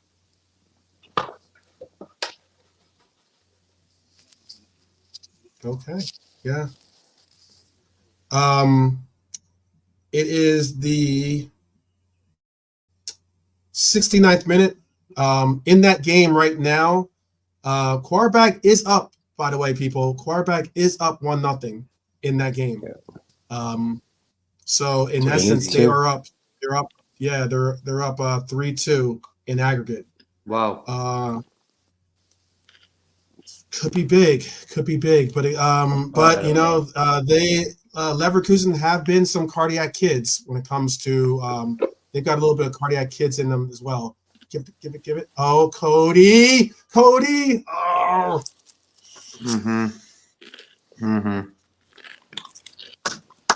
It was easier to score, I think.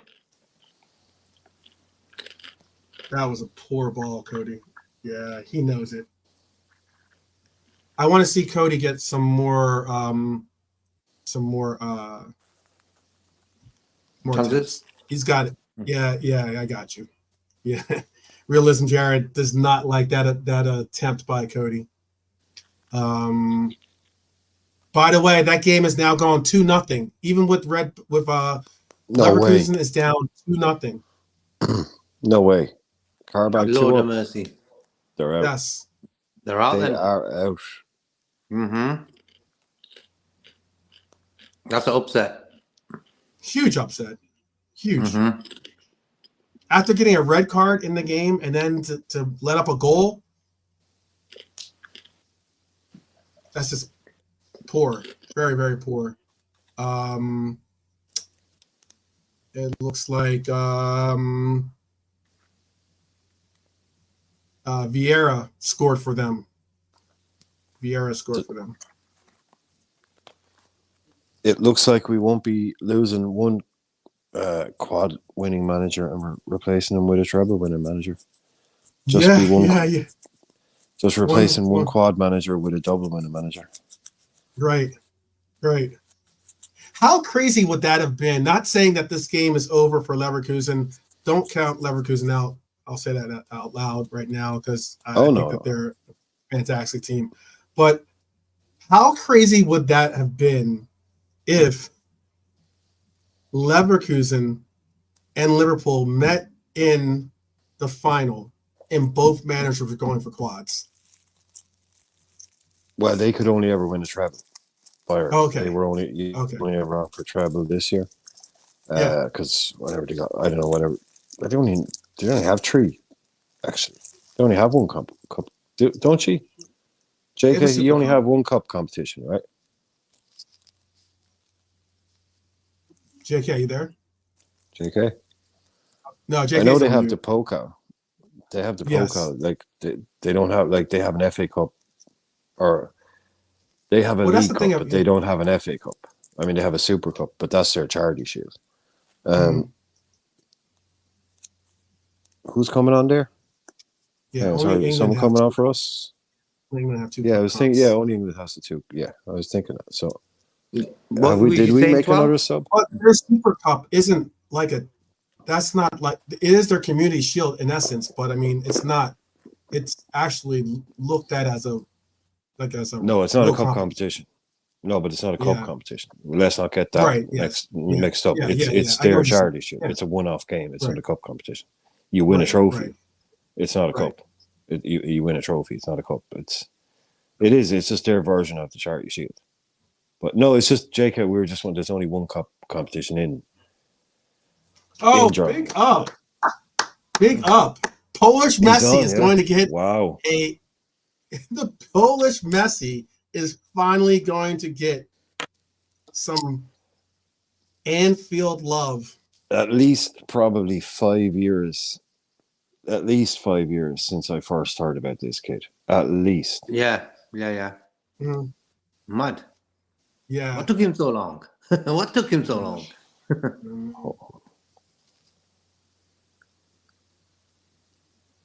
One of their boys is out cold. Did he get a ball in the face? Did he? Oh, yeah, he did.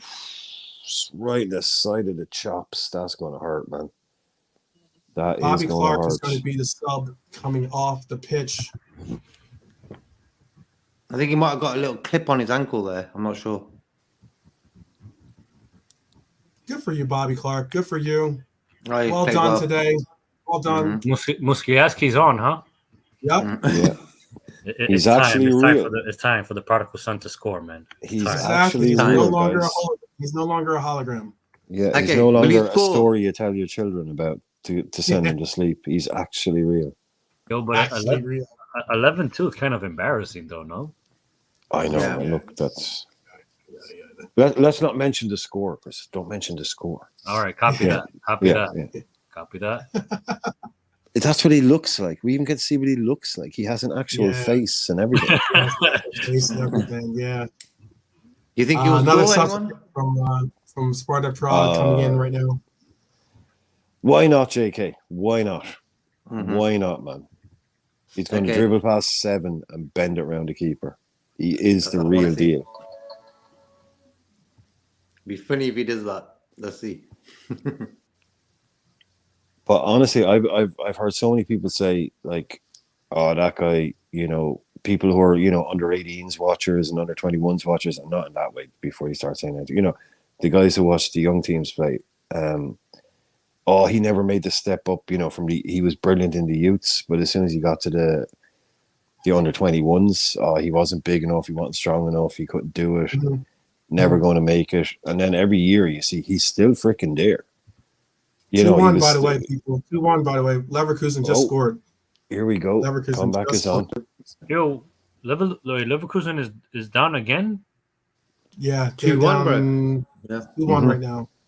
Is Shabby? Did he put a strong lineup or a weak lineup? Because he did that last week as well. He put a weak lineup. I can tell you what the lineup is for them. Hold on 1 second. He's playing with fire, to be honest.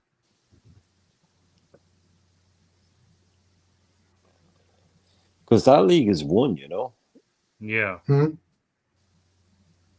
They can. Well, I suppose maybe he wants to know for sure.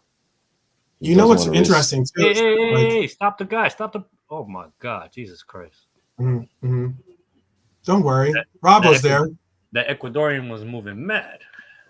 Our less center back was there, Rabo. How about quiet today, our boy? We can say that our boy from Ecuador has been quiet today, though. He has. He has. Yeah, he has. Yeah. He got the assist though. Where's Muskiaski playing and stuff? Fair do. Let me see. He's probably playing left. Yeah, he's playing left wing. Left wing? All right, copy. I'm gonna start going crazy when I see him on the ball and stuff.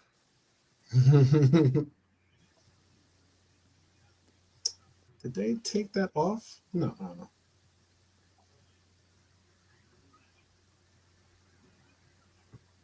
Well, I'll be.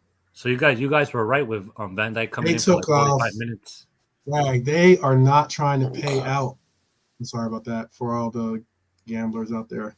Looks like I get live updates through the betting app, but it looks like they've taken the Liverpool game off the books. Really? Yeah, you can't bet on it anymore. Oh, come on. Yep. The games you can put wagers on are Atlanta, Leverkusen, and Roma. All very games, all very much in heavily involved. Oh, Cody! I'm telling you, man, Armageddon's happening. Get me my third. Deep Get impact. me my hat trick. Get me my hat trick. That Get all of us our hat trick. That was a good chance. That was a good save. That was a really good save.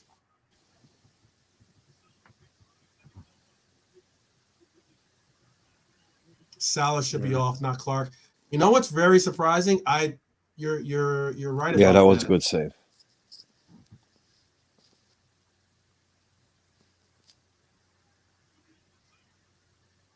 So what did I get in minutes as well? Save, actually.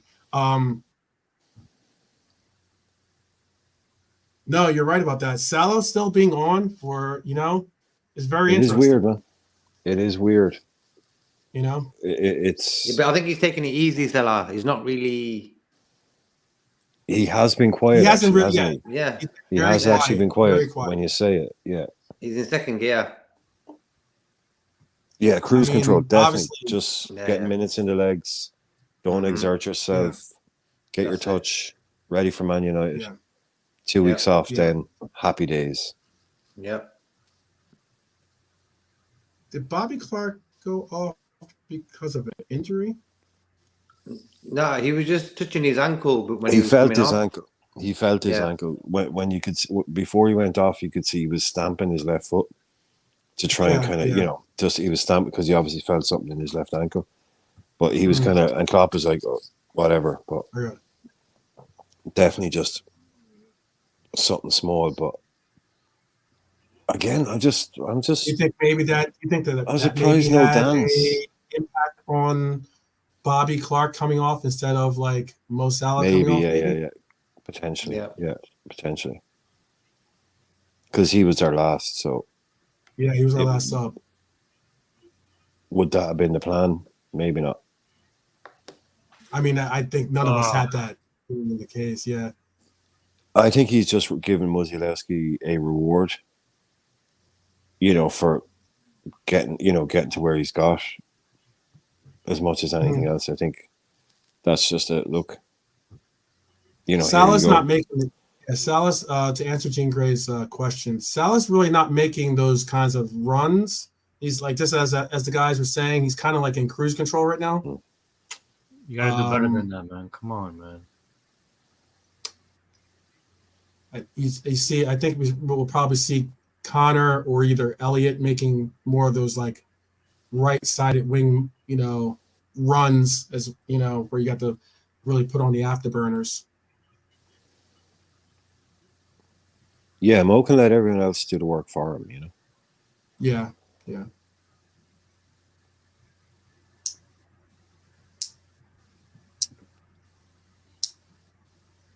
Bradley, and we're talking about Bradley. He's got his 90. We were wondering. Yeah. Oh, would Bradley get a full 90? Yeah. Is that? Yeah. Look at that. 660 passes so far. That's how many passes have been completed by us. And that's not normally our game either. We're not normally like a hyper possession Barcelona style City team. Yeah. Like how many, the last few times we've been doing ratings, looking at the amount of times players are touching the ball. Yeah. We're definitely having a different, these boys would have loved playing this game tonight. That's actually a low number, actually. That's the number that they posted on the television here. On my statistics app, we have 741 accurate passes. We've attempted 803 passes. So we're 82%, 741 accurate passes. That's a lot of passes. A lot of passes. But yet we've only had 7 crosses. So it's not like we're spamming crosses like sometimes people say, No, when you pass that much, you're not going to be crossing a lot. You're going to be working the ball like that Cody chance there where he was out wide and he cuts in. Mm-hmm. Pass, then he has a shot. Mm-hmm. Nalante is saying he's not liking the way Klopp is doing things with the lineup and some subs, but thank God, no injuries. Knock on wood when you say that. Nalante, man, stop complaining, man. 11-2, man. 11-2, man. Oh, that's all you got to say. 11-2. Wow. Did you hear that? Chris is saying that was Chris saying that. That was Chris saying that. He's seen the lights. No, I'm sorry. It's the glasses. I got to take the glasses. I'm sorry. Man. Klopp, man, in his bullshit, man. Fuck. Klopp out. Yeah, Klopp out, man. Klopp. Yeah, I'm glad he's leaving in the summer. Oh, that was nearly a really good ball. But yeah. Villa up 3-0 against Ajax. Yeah, nice one, Jordan. Wait, Aston Villa's in the Europa League as well? No, that's the Europa League. Conference. Okay. That's conference. You, goddammit. Oh my God. Jesus, it was so close. How did Elliott not score there? Good save. That was a great save, yeah. How did he not score, though? Oh, my God. It was a good save. Good save. Strong arm. It was a good save. I need that to come off for a tap-in. Let's get a tap-in or something. Very, very unique. Like I said, like we all have said, this is like a or at least Brian was classifying it as like more like a training match. It's almost like a Sunday. It's almost like a Sunday pickup game here a little bit. Oh, what? when those 4 went in after 20 minutes, it was like, okay, yeah, everyone just went into low power mode, like, just no. Yeah. It's a good thing. It's just the way to get it done, man. We've been talking about this before, getting these games done, put to bed early, rather than trying to win them in the last 20 minutes every other week and come back from 1-0 down all the time. Yeah. And getting them early goals gave the players to drop it down a bit with the gears, So in a weird way, it's a blessing in disguise getting them early goals. It's good.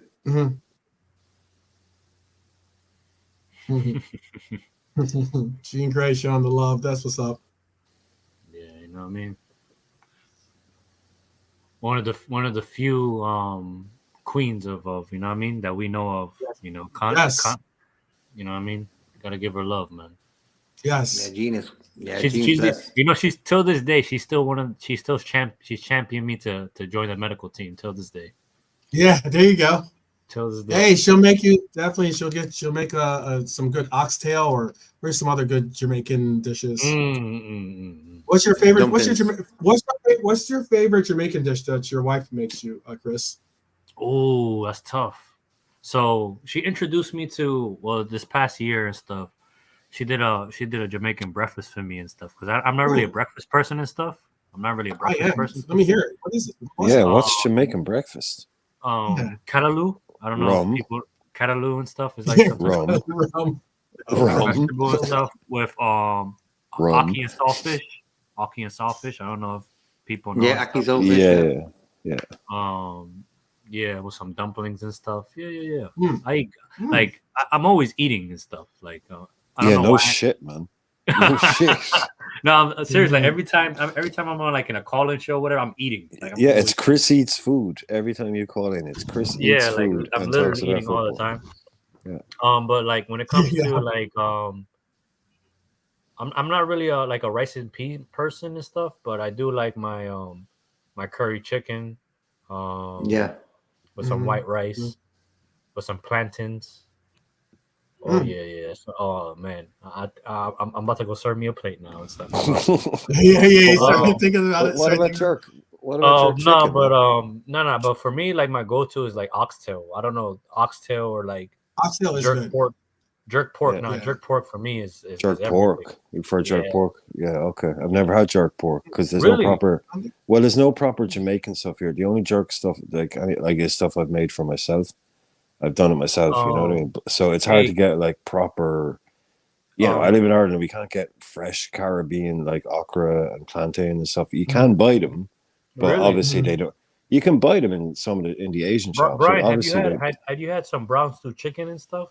Yeah, that's what brown stew chicken is fire. Like big up KJ and stuff. Yeah, he knows his stuff. Brown stew chicken is different. Like it's okay. No, I never even heard of that before. Never even heard brown shit. I thought I'd heard everything food wise, but not brown shit. If I go to because my plan is this. Well, I know the guys from the Beijing Res TV. They want to go if we go to the final stuff. We are planning a trip out there. If anything, I'll bring you like a whole bunch of ingredients. To be honest, oh wow, it's not that big of a deal. To be honest, some of them Colombian spices, yeah.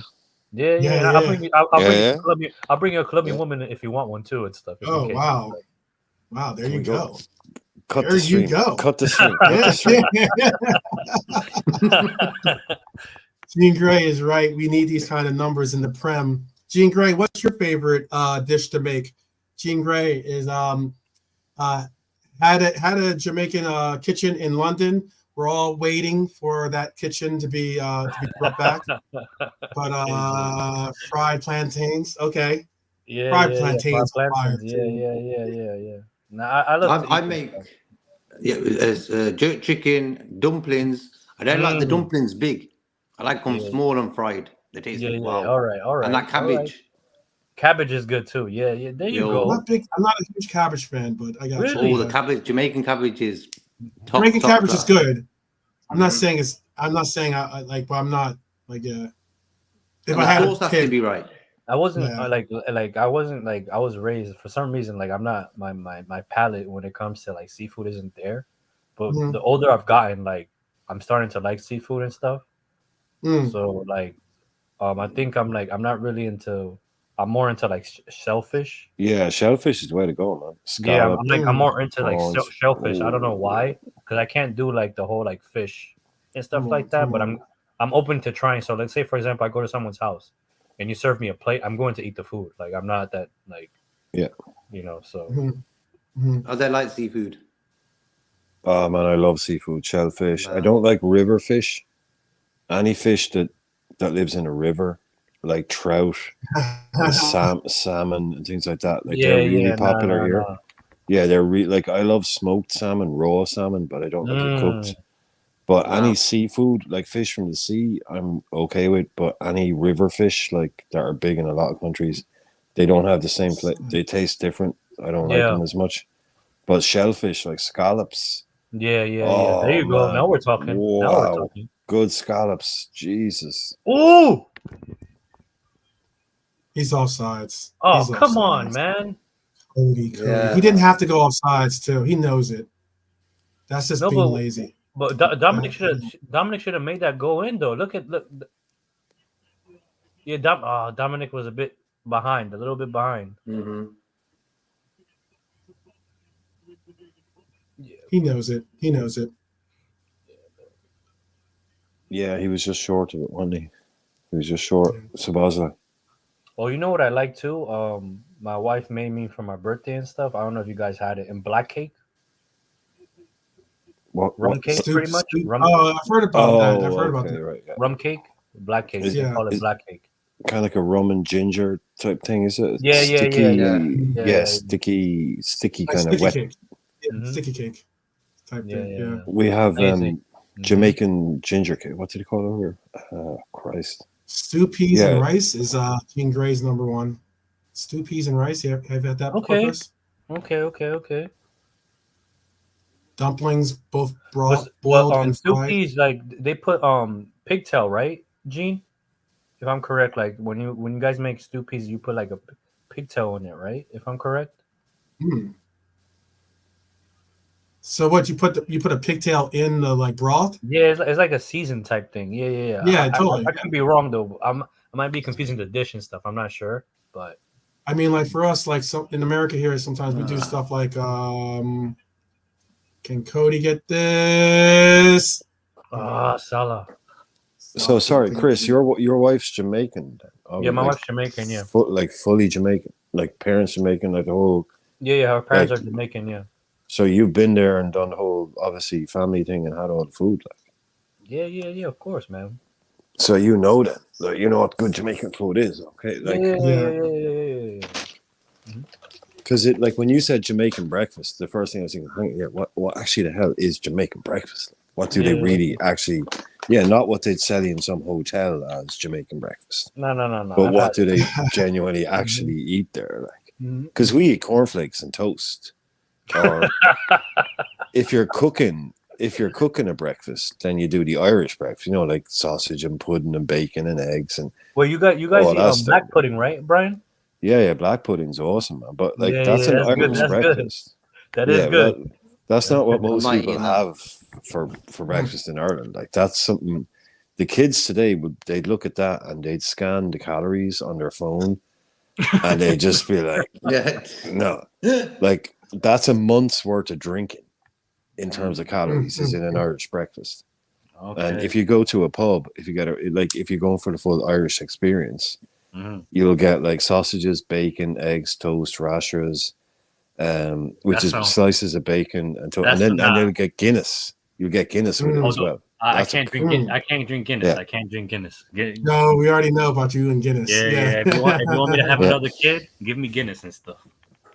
Okay. What is festival goes down good with soup? I think festival is a typo or an autocorrect. I think festival is an autocorrect. The festival in London, maybe. The Wait, are you guys gonna still be on like in about 10 minutes? I have to go. I gotta step out real quick. I'll be right back. Yeah. Okay. Chris, real quick though, before you bounce, salt beef and pigtail is the answer. Yeah. I was right. Yeah. Oh wait, Leverkusen is down, huh? Hey man. Yeah, down 2-1 still. Down 2-1. Alrighty, I'll be right back, guys. Yeah, sure. Okay, cool. I couldn't eat pig's tail. No. No. I mean, you don't actually eat the pig's tail. It's just you put it in for seasoning. I was gonna say it's kind of like you do or over giraffe here. farm. Oh, maybe you do. Maybe you do over here. Like pig's tail is basically there's probably about 4 mouthfuls of meat on it. Mm-hmm. So they'll use it in different ways, but over here we there is offal is a big thing, which is like pig's feet, pig's tails, all that. Yeah. So it's like people who they really hardcore people, they like pig's feet and they like the tail, but it takes forever to cook it. Like I've cooked it. I've cooked it at home and I've cooked it in college as well, but we do it with the pig's head as well. But you scrape the meat out of it and you add it to something and you make something from that. So, but basically the amount of time it takes to cook it for the amount of meat you get off it is just pure stupid. Like you wouldn't do it. Like there's a reason like why these people ate that back in the days, because they were so poor they couldn't eat anything else. You know, so you're basically cooking it for like 5 hours to be able to chew this meat, and it's like 2 mouthfuls, or it's literally a pig's freaking tail. Like, but in Ireland, man, you can. There's certain butchers you can go in tomorrow, buy the tails, Are you buy kidding? the feet. Sorry, 2-2. We gotta go. So Leverkusen doing their best to be cardiac kids.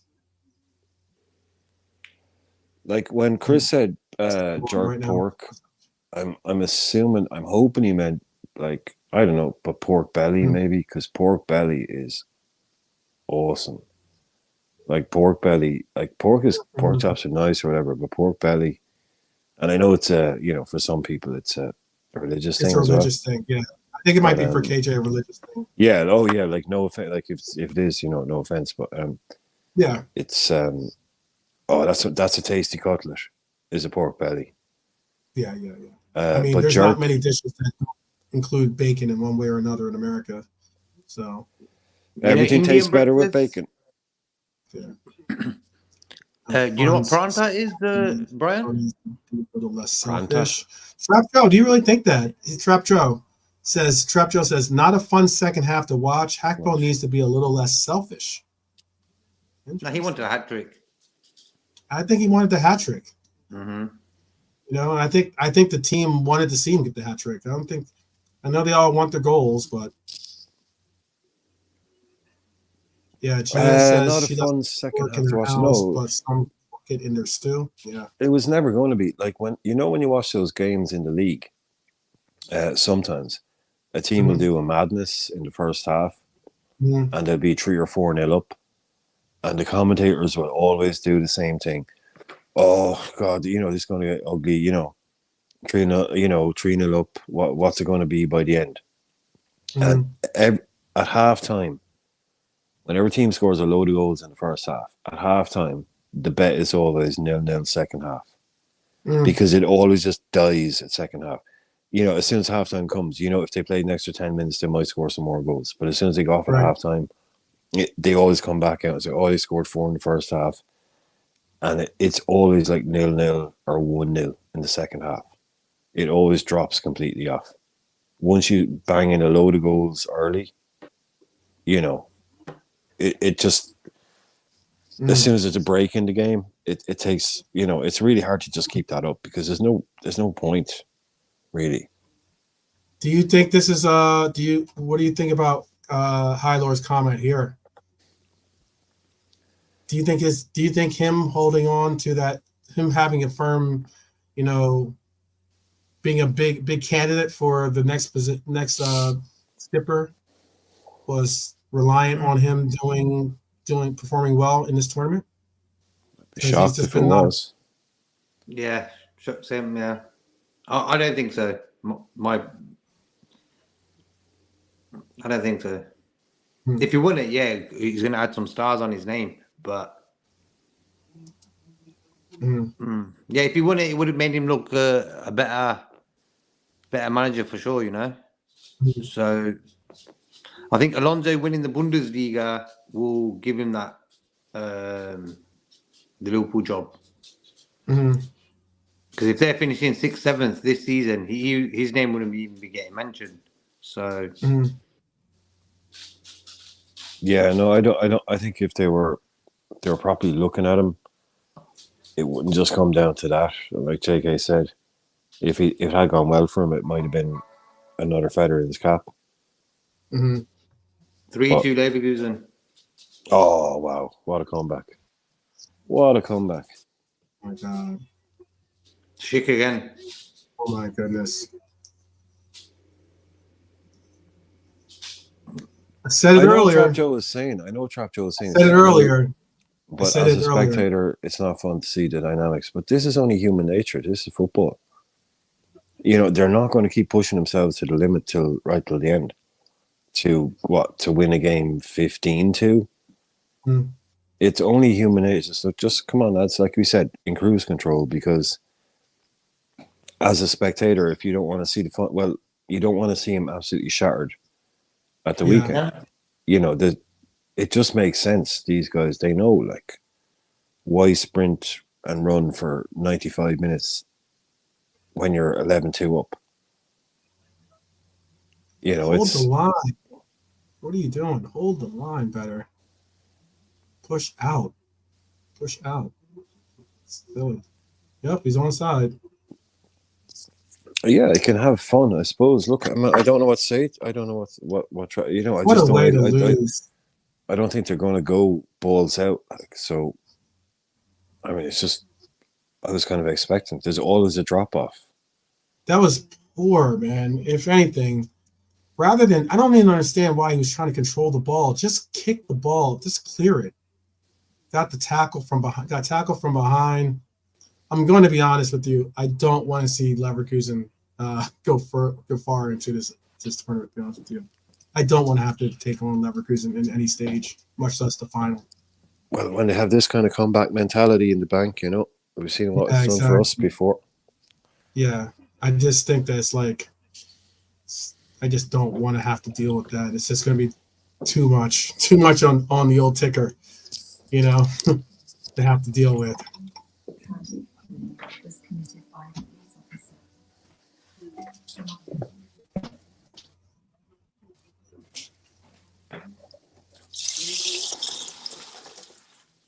They had 10 minutes of extra time put into this game so far. Oh my gosh. Come on. They should have scored there.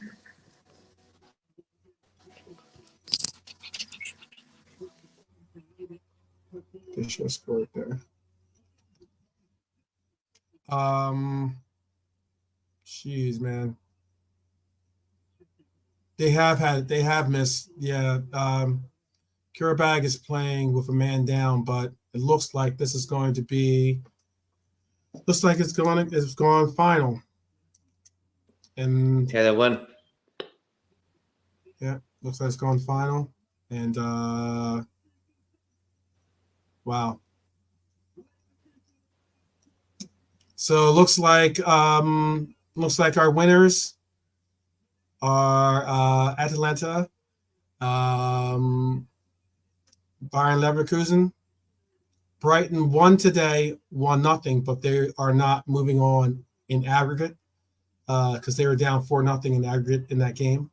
So they get dropped out of Europa. And Liverpool move on. AC Milan. Yeah. Frimpong scored as well today.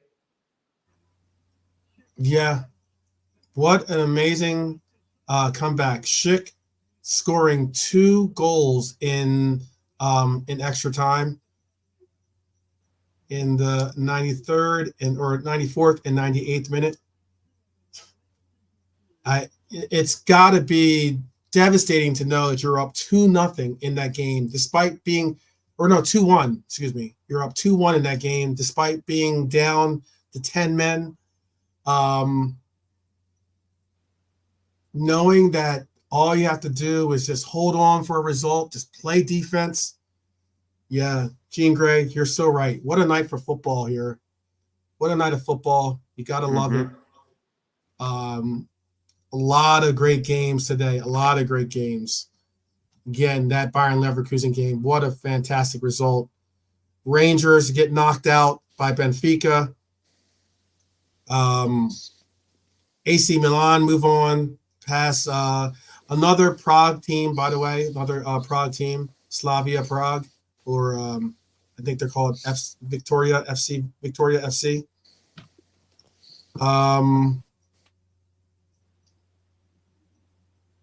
Martial knocks out Villarreal, who made it a game. They're up 4-0 on aggregate going into that game, bringing it back to the Yellow Submarine. It was 3-0.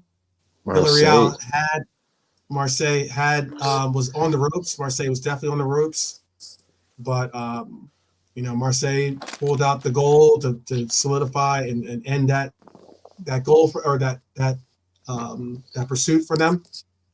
And West Ham, the English teams today just really, all the English teams won today, but only 2 of the English teams progress on in this Europa tournament. West Ham with 5-0 win over Freiburg. So we're looking at 1, 2, 3, 4, 5, 6, 7, 8. So we're looking at a quarterfinal. That's going to have Atalanta,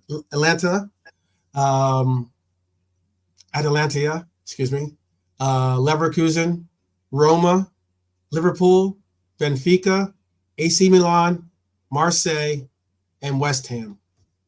Out of those teams in the chat, who do you now, knowing the teams that are moving on, the definite teams that are moving on, who are you hoping for that we get in this draw?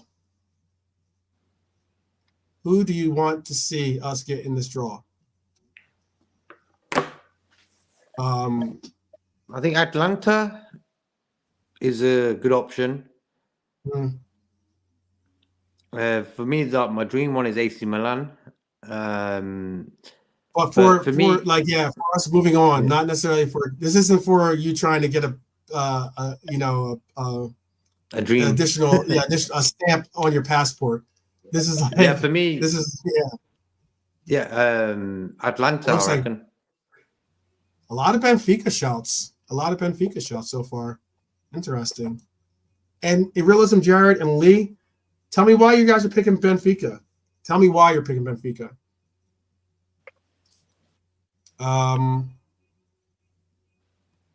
So what was it, JK? Who'd you say you wanted to see?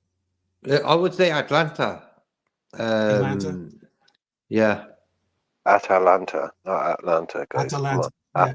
Not Atlanta. We get it. It's not Atlanta like the United States. I got you.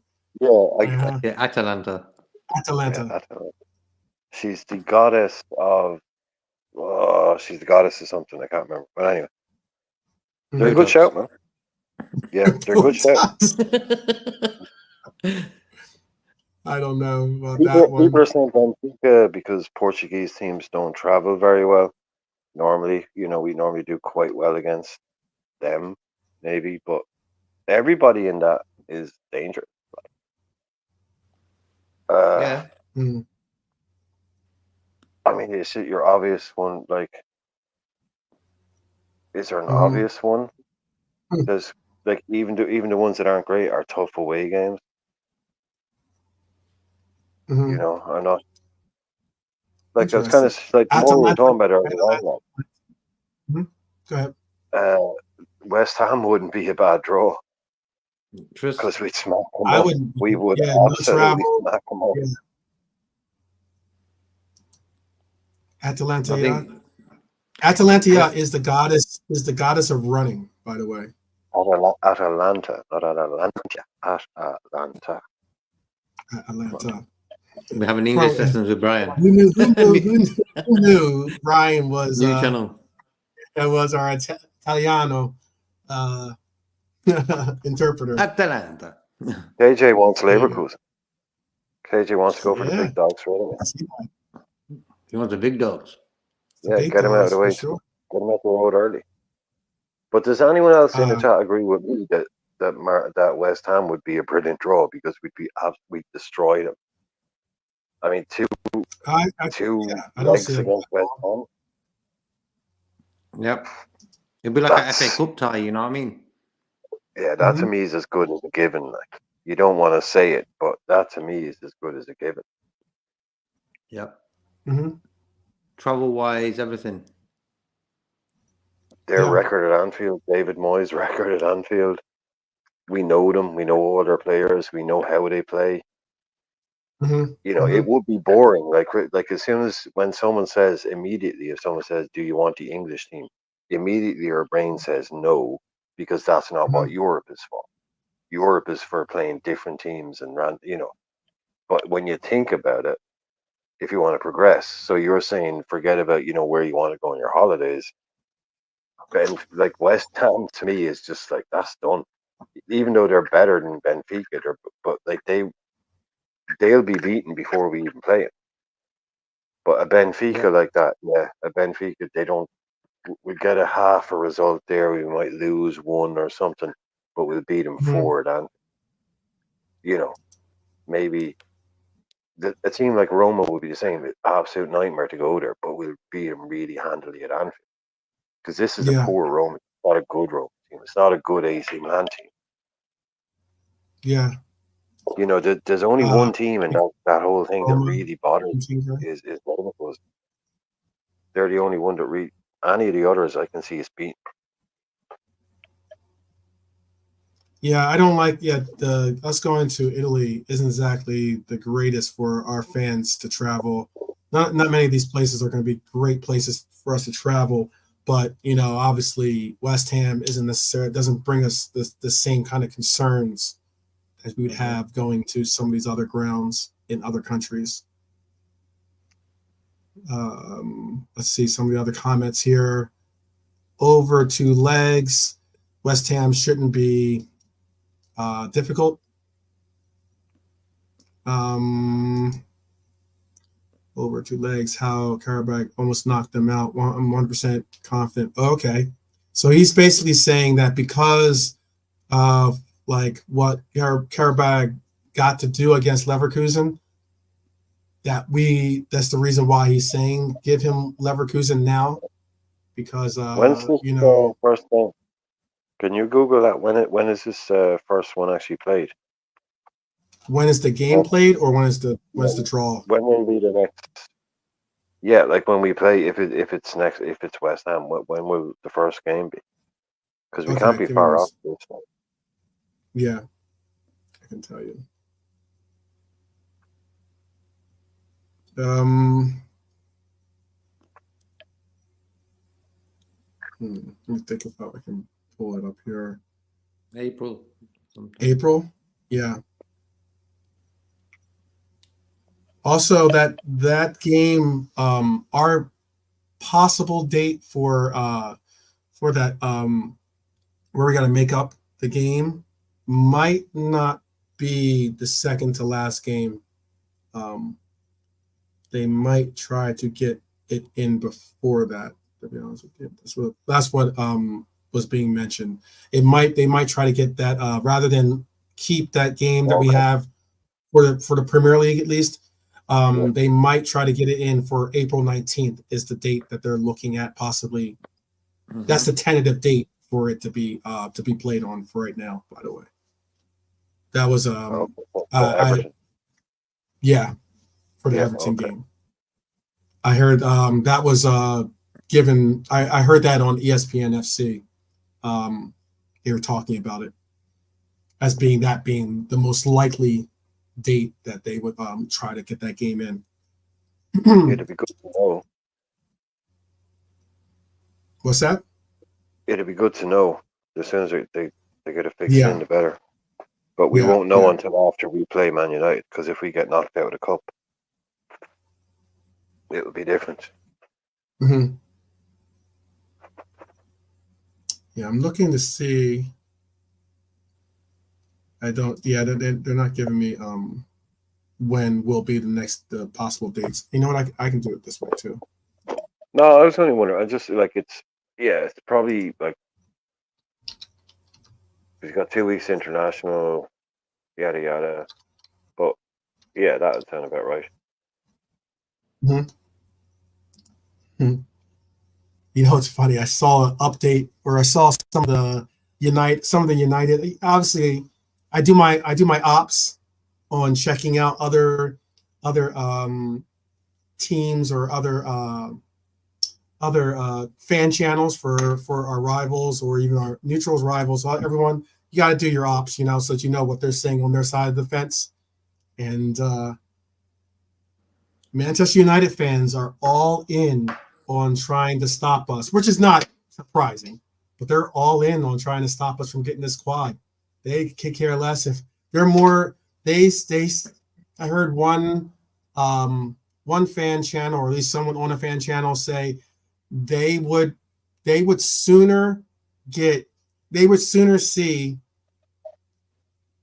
take stopping us from getting the quad over getting top 4.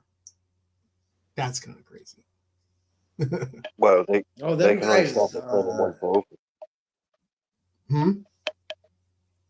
can't they? You can only stop us winning one trophy. So You can only stop us winning one trophy now, as of late. Yeah. Or no, 2 trophies. No, two. Two. They still have a hand in two competitions, technically. Not competitions, but they could beat it. We're going to face them in the Prem, which could have a say in that, and we're going to face them in the FA Cup. yeah, fair enough. Yeah, well, yeah. What JK was saying, fuck those guys. Yeah, there you go. There you go. There you go. What? I know. Sorry, I caught in on you, JK. What were you saying? No, let's carry on, bro. Carry on. No. I was just wondering what you thought on that. No, I was just saying that. Oh, here you go too. By the way, Lee brought up April or the 11th and the 18th of April is when, according to UEFA. Just so you know. Go ahead, JK. Yeah, I was just saying that this Sunday's match will be like a preview of the league game. I just hope that their players don't use this match just to give our players some extra injuries because of the. Can you imagine their crowd? They're going to be wanting their players to do something like that. I'm sorry, I just saw the replay of them giving out the red card. I saw the referee, and I'm like, is that who I think it is? Yeah. Anthony Taylor. Mr. Taylor. That's what I was like, bro. When I seen his face, I was like, I know. Anthony Taylor had to be told to go to the monitor to look at it, and he ended up taking the yellow card away and giving the red card. Alonso was going mad at the guy who stands next to both managers. He was going mad at him. It was funny. He's a referee in the Premier League. I don't know what his name is though. Yeah. Realism Jarrett says Elliott has made huge steps this season. Oh yes, I think that Elliott. Sometimes people forget that Elliott is 21 years old, right? He's 21, right? Isn't Elliott 21? I don't even know if this is his best season. Bro. Oh wow! And I'm not joking. I don't even know if this is his best season. Like this guy's been doing this. Harvey Elliott has been doing what he's done this season for at least 3 years. I mean, I don't get not saying I don't get it, but this is what he's been doing for us since he got into the squad. He gets picked almost, he probably gets picked less this season than he has been in previous seasons. They say, he does look excellent, but honestly, this is the level he's been performing at for at least 2.5 years for me. The guys, since he came back from Blackburn, made his way into the team and got settled, Klopp just constantly relied on, constantly picked him, and he's been playing at this level ever since. Mhm. I'm just, Mhm. yeah, it's the guy is pretty much for his age and the trophies that he will have is in a very elite group. Really, like Mhm. he is one of the most decorated players in world football for his age. Mhm.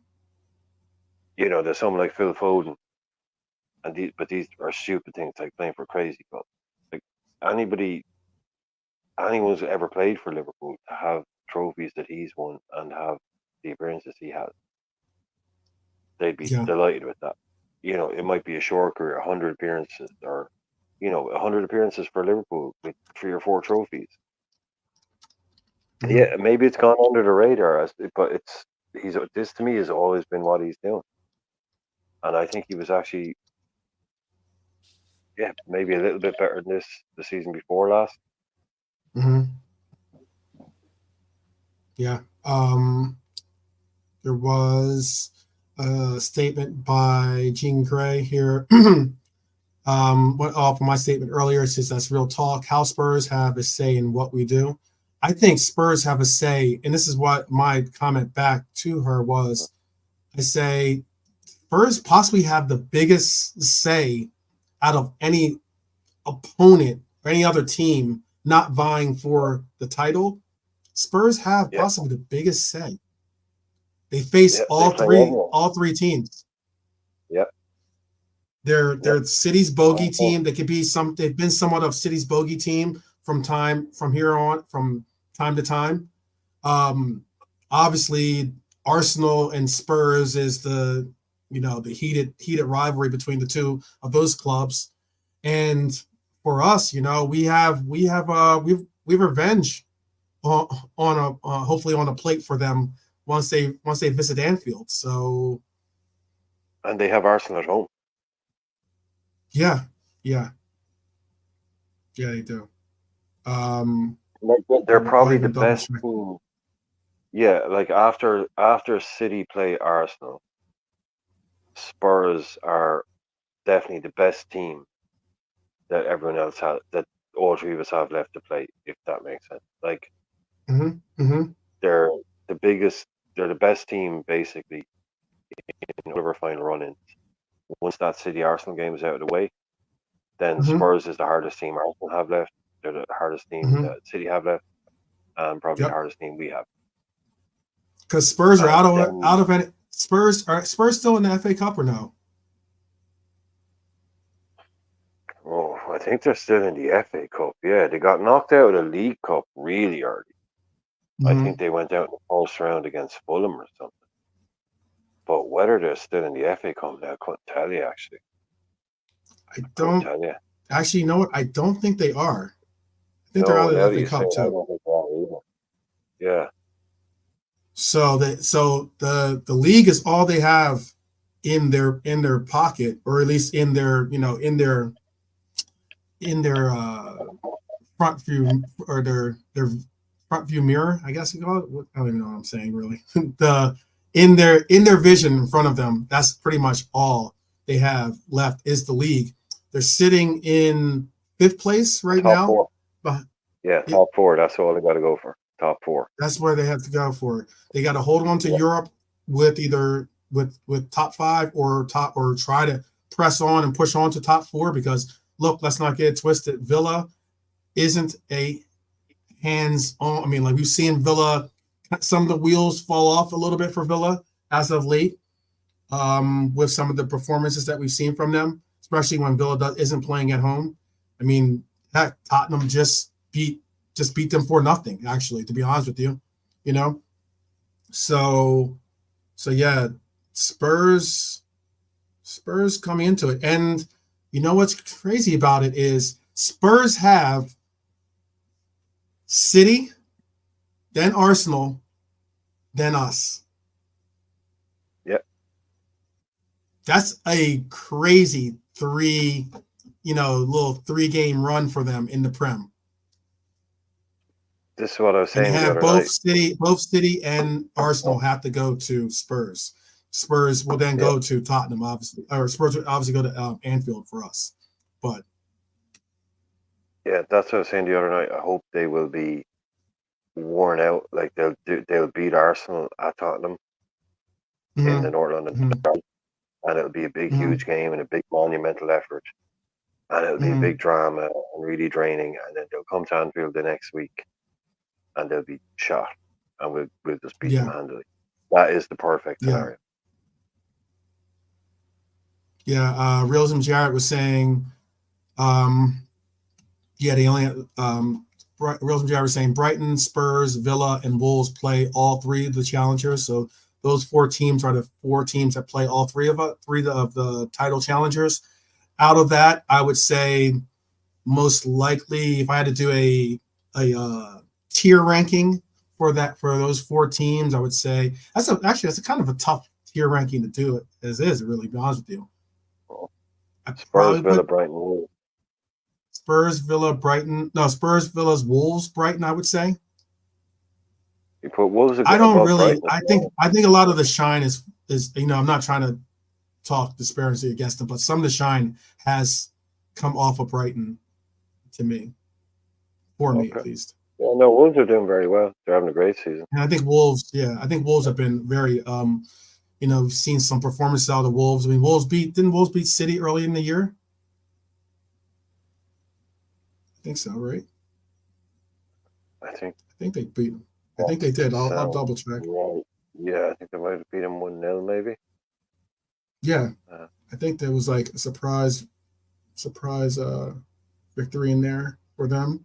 No, Gary O'Neill is outside of all like the usual suspects that you always get at the big clubs. Gary O'Neill is probably the best shout for manager of the season. The guy that won't get it because he doesn't win the league or whatever. But when all the when all the preseason stuff was going around and everyone was doing their table predictions, there was a lot of people had Wolves going down, and I was like, I just can't see it.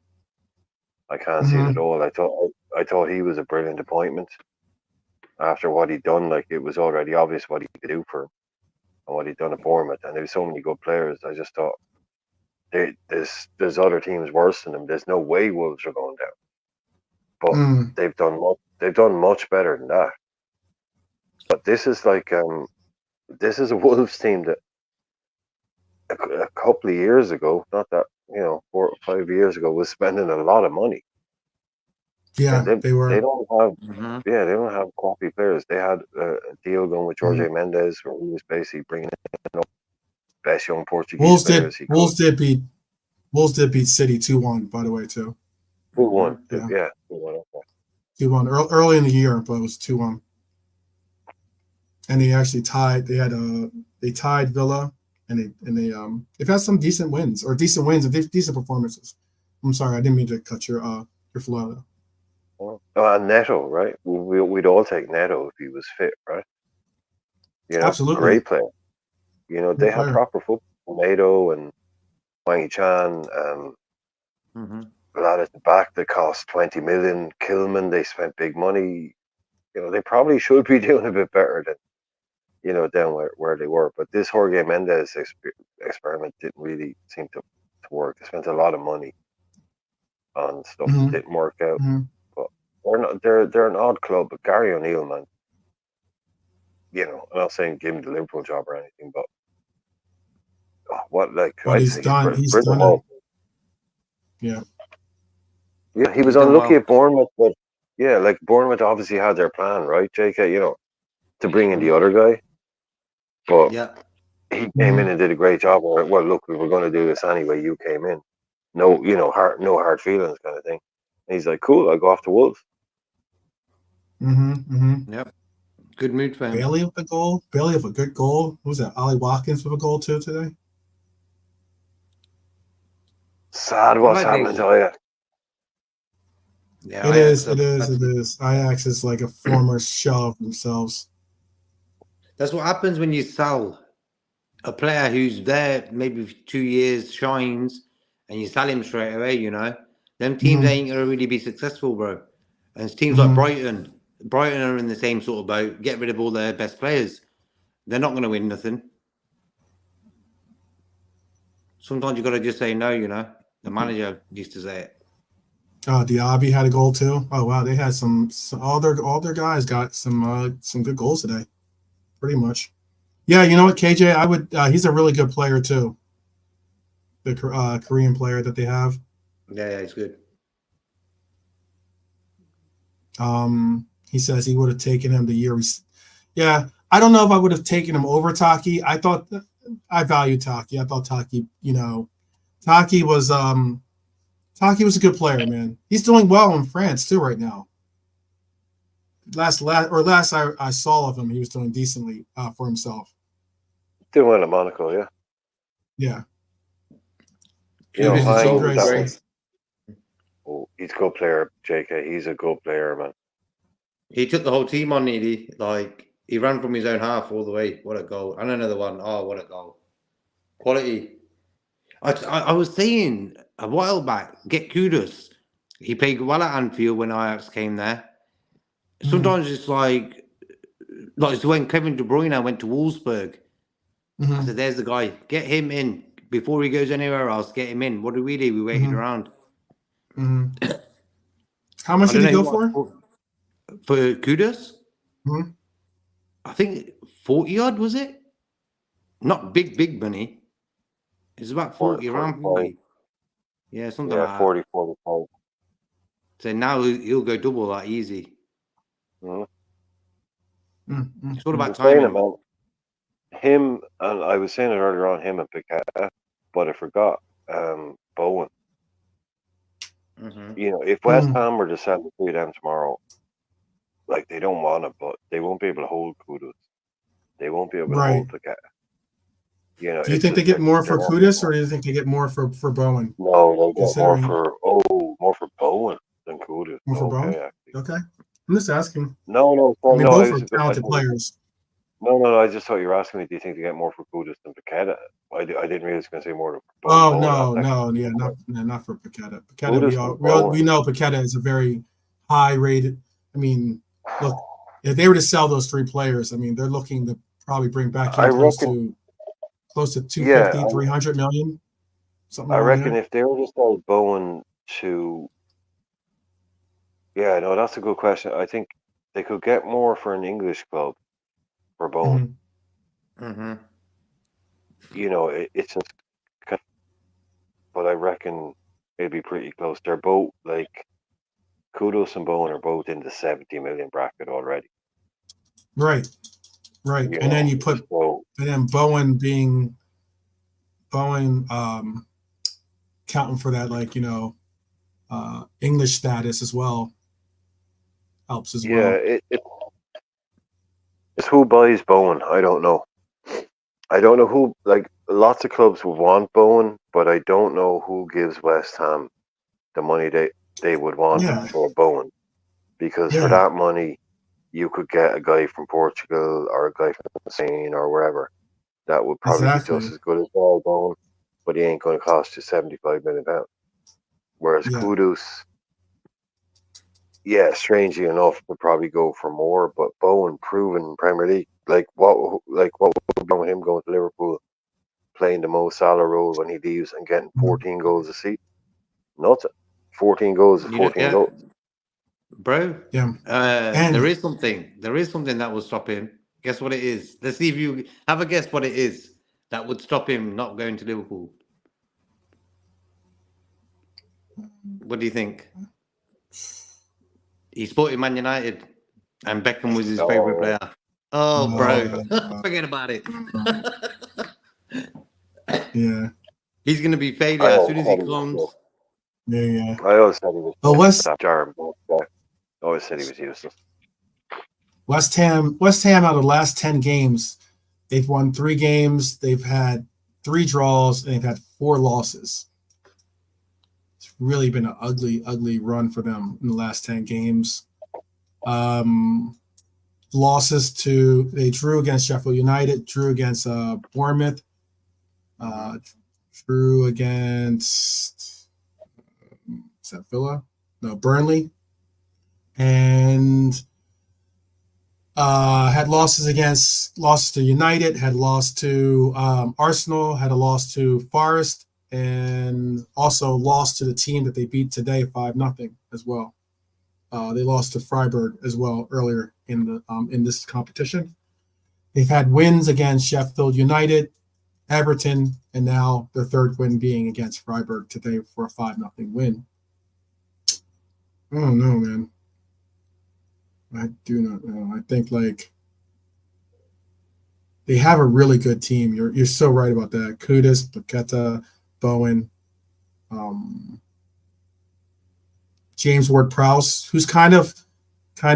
I mean, everyone was James Ward-Prowse loving earlier in the year, but is that Crab's guy? I think, isn't it? Is he Crab's guy? One of the Reds, one of the guys is big on. Big on Ward-Prowse. I think it's Crab. Yeah. Yep. Perfect West Ham player. Perfect. Maybe even Tottenham player.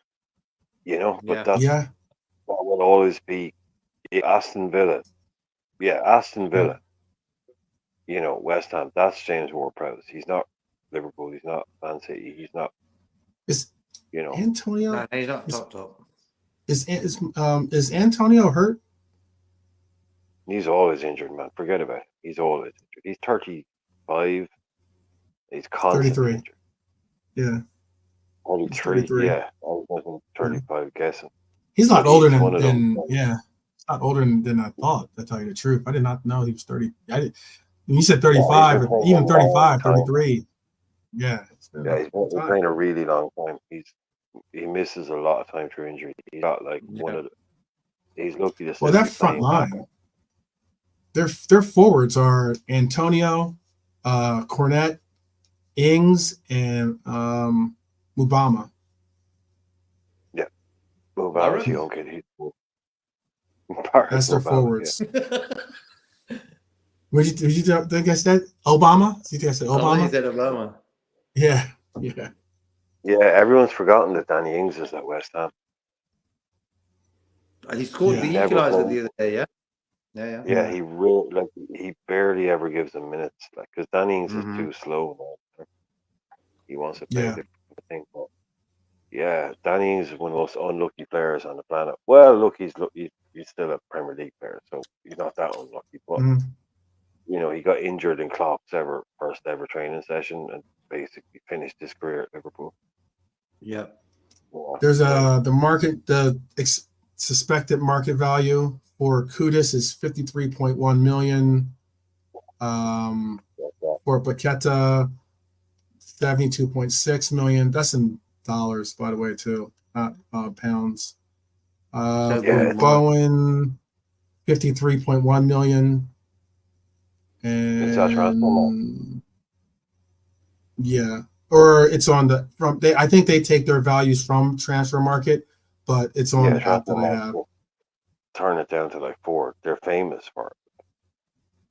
That's Transfer Market's valuations are. Or this isn't I'm not saying this. I'm not saying I can't confirm or deny. I'm just saying that on my score, the app I use for scores and stuff, stats. A footballer in an auction. If anyone's ever been to an auction, if ever been to buy something at auction, players are auctioned. They don't have values. They're worth whatever someone is willing to pay for. Yeah, so absolutely. Minimal. There's no book value. They put the transfer value on it, but he's valued at $70 million. Well, Man City offered £90 million for him. So, that's Paqueta's value. Is what he's worth to any club at the time. So, Bowen, I don't know. I don't see him going. He should run his contract down. Paqueta. Paqueta's going to be just there going, sick of this boys guy. Kudus the same. They'll flip them and just. They're lucky to have. I mean, for all the people that said what they said, I wouldn't mind having Bowen on our team. To be honest with you, obviously he's not going to start for Salah, but I mean, it would not be that much. It wouldn't be that dramatic of a drop off to have Bowen playing that right wing for us. I have no problem with that. Someone's got to do it. Not for Yeah. not him being a Man United fan. Well, that that It we'll ain't have to right. work on. We'd have to work on that. That we'd have to work on. But heck, I mean, like, there's those out there that were saying that Curtis Jones was an Arsenal fan apparently or something. I don't know about that. Yeah, Arsenal fan, yeah. They were saying, yeah. I don't know about that. No. I don't know, or at least I don't think he would openly admit that, at least. Yeah, but I think if you're born in Liverpool, you've got no real choice, really. Is either Everton or Liverpool, because like Liverpool are like a mid-table sort of team. You know, like glory hunters. Oh, I'm going to support Arsenal. Not even Arsenal. United, Chelsea, maybe City. These guys born in Liverpool. So Curtis Jones was a Liverpool fan. Has to be. Yeah. It might be his dad is an Arsenal fan or something. So when he was a kid, like everyone does, they don't want to annoy their dad. He goes, "Oh, I play for, but I'm also an Arsenal fan." You know, like Harry Kane. You know, there's that famous picture of him when he's like, I don't know, 10 or something, wearing an Arsenal shirt. Like when I was a kid, I wore any shirt anybody would give me. You know, there were football shirts, Aston Villa, Nottingham Forest. You know, so there happens to be a picture of Harry Kane wearing an Arsenal shirt. Mm-hmm. But Jones is a Scouser, man. Jones is a Liverpool fan. Even Carragher is an Everton fan. But he spent so long here, he's kind of like, yeah, can't really say I'm not a Liverpool fan. But I'd say Cara, Gerrard as well. And who's the other guy famously an Everton fan? Carragher, Gerrard, someone else. Robbie Fowler. No, not Robbie Fowler. But anyway, that's just what happens when you grow up in Liverpool. Yep. I'm pretty sure Carragher was happy which academy he went through and joined. Yeah. Might be Michael Owen, maybe. Yeah, so KDB supported Liverpool as a kid, yeah. And Gerrard Yeah, I is know right. it's not bad. I know it's not fair. I know it's not bad. No, but it's Carragher. Carragher did. There's three really famous young, like from the Carragher generation. There's him, someone else, and it's like, oh, everyone thinks they're like, you know, they grew up Liverpool fans. Yeah, maybe it's like Monument or something like that. But it's like, yeah, when you were 10, you were still an Everton fan. But yeah, look. Anyway, look, I was saying anyway. Look, I've got a spit. So, everyone, enjoy your evening. Enjoy the rest of the night. Enjoy watching the replays, all the goals. And chat to everyone soon. Chris has got I think a match reaction coming up, right? Who, me? Yeah. I don't know. I think so. I'm not sure. Okay. All right. I like that. I know better. I know your schedule better. Yeah, I think so. Like, I'm not, like, honestly, I don't really be on my, like, I have a phone, but I really don't be on it. Like, for you to reach me, you got to call me and stuff. I got you. Well, let me check 1 second so I can. Yeah, no, you definitely do. It's coming up. I was going to say, what time does it come up? Oh, snap. It's about to come on. Yeah, that's what I was about to. Yeah, I'm about to let you go. Oh, yeah. Okay. Well, wait. Any upsets? Like, did you guys touch on I have it. See, you gotta. I have you on my alerts. You know, I appreciate you. Gotta do that, people. Put the on these content creation channels. Please do put the notification before you leave. Did any upsets happen? Any upsets today? Well, it depends on how you're looking at it, because I mean, like Leverkusen. What happened to Leverkusen? Leverkusen ended up pulling it out 3-2. Really? Yeah. 2 goals in the last 4 minutes. Such a good team. Okay. Yep. All right. And what else? West Ham, big. Wasn't necessarily a upset, but it was definitely a big game for them to have won, for sure. Let me see if I can get everyone that won on here. Who else was a big game?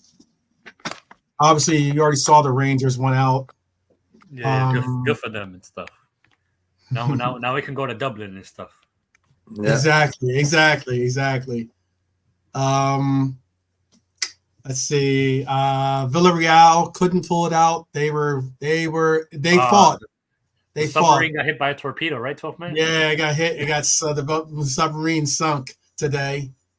Brighton won 1-0, but they just, they were already down four goals in aggregate to that. So before that game even started. So unless they had a 5-0 game today, they weren't moving on. I already said the Rangers game from Benfica, Leverkusen, AC Milan's moving on. They handled their game very well. I guess possibly, I don't know if it's an upset or not. I don't know, JK, what you think about this game, but SCP or Sporting got knocked out today. No, really? Yeah. Damn it, man.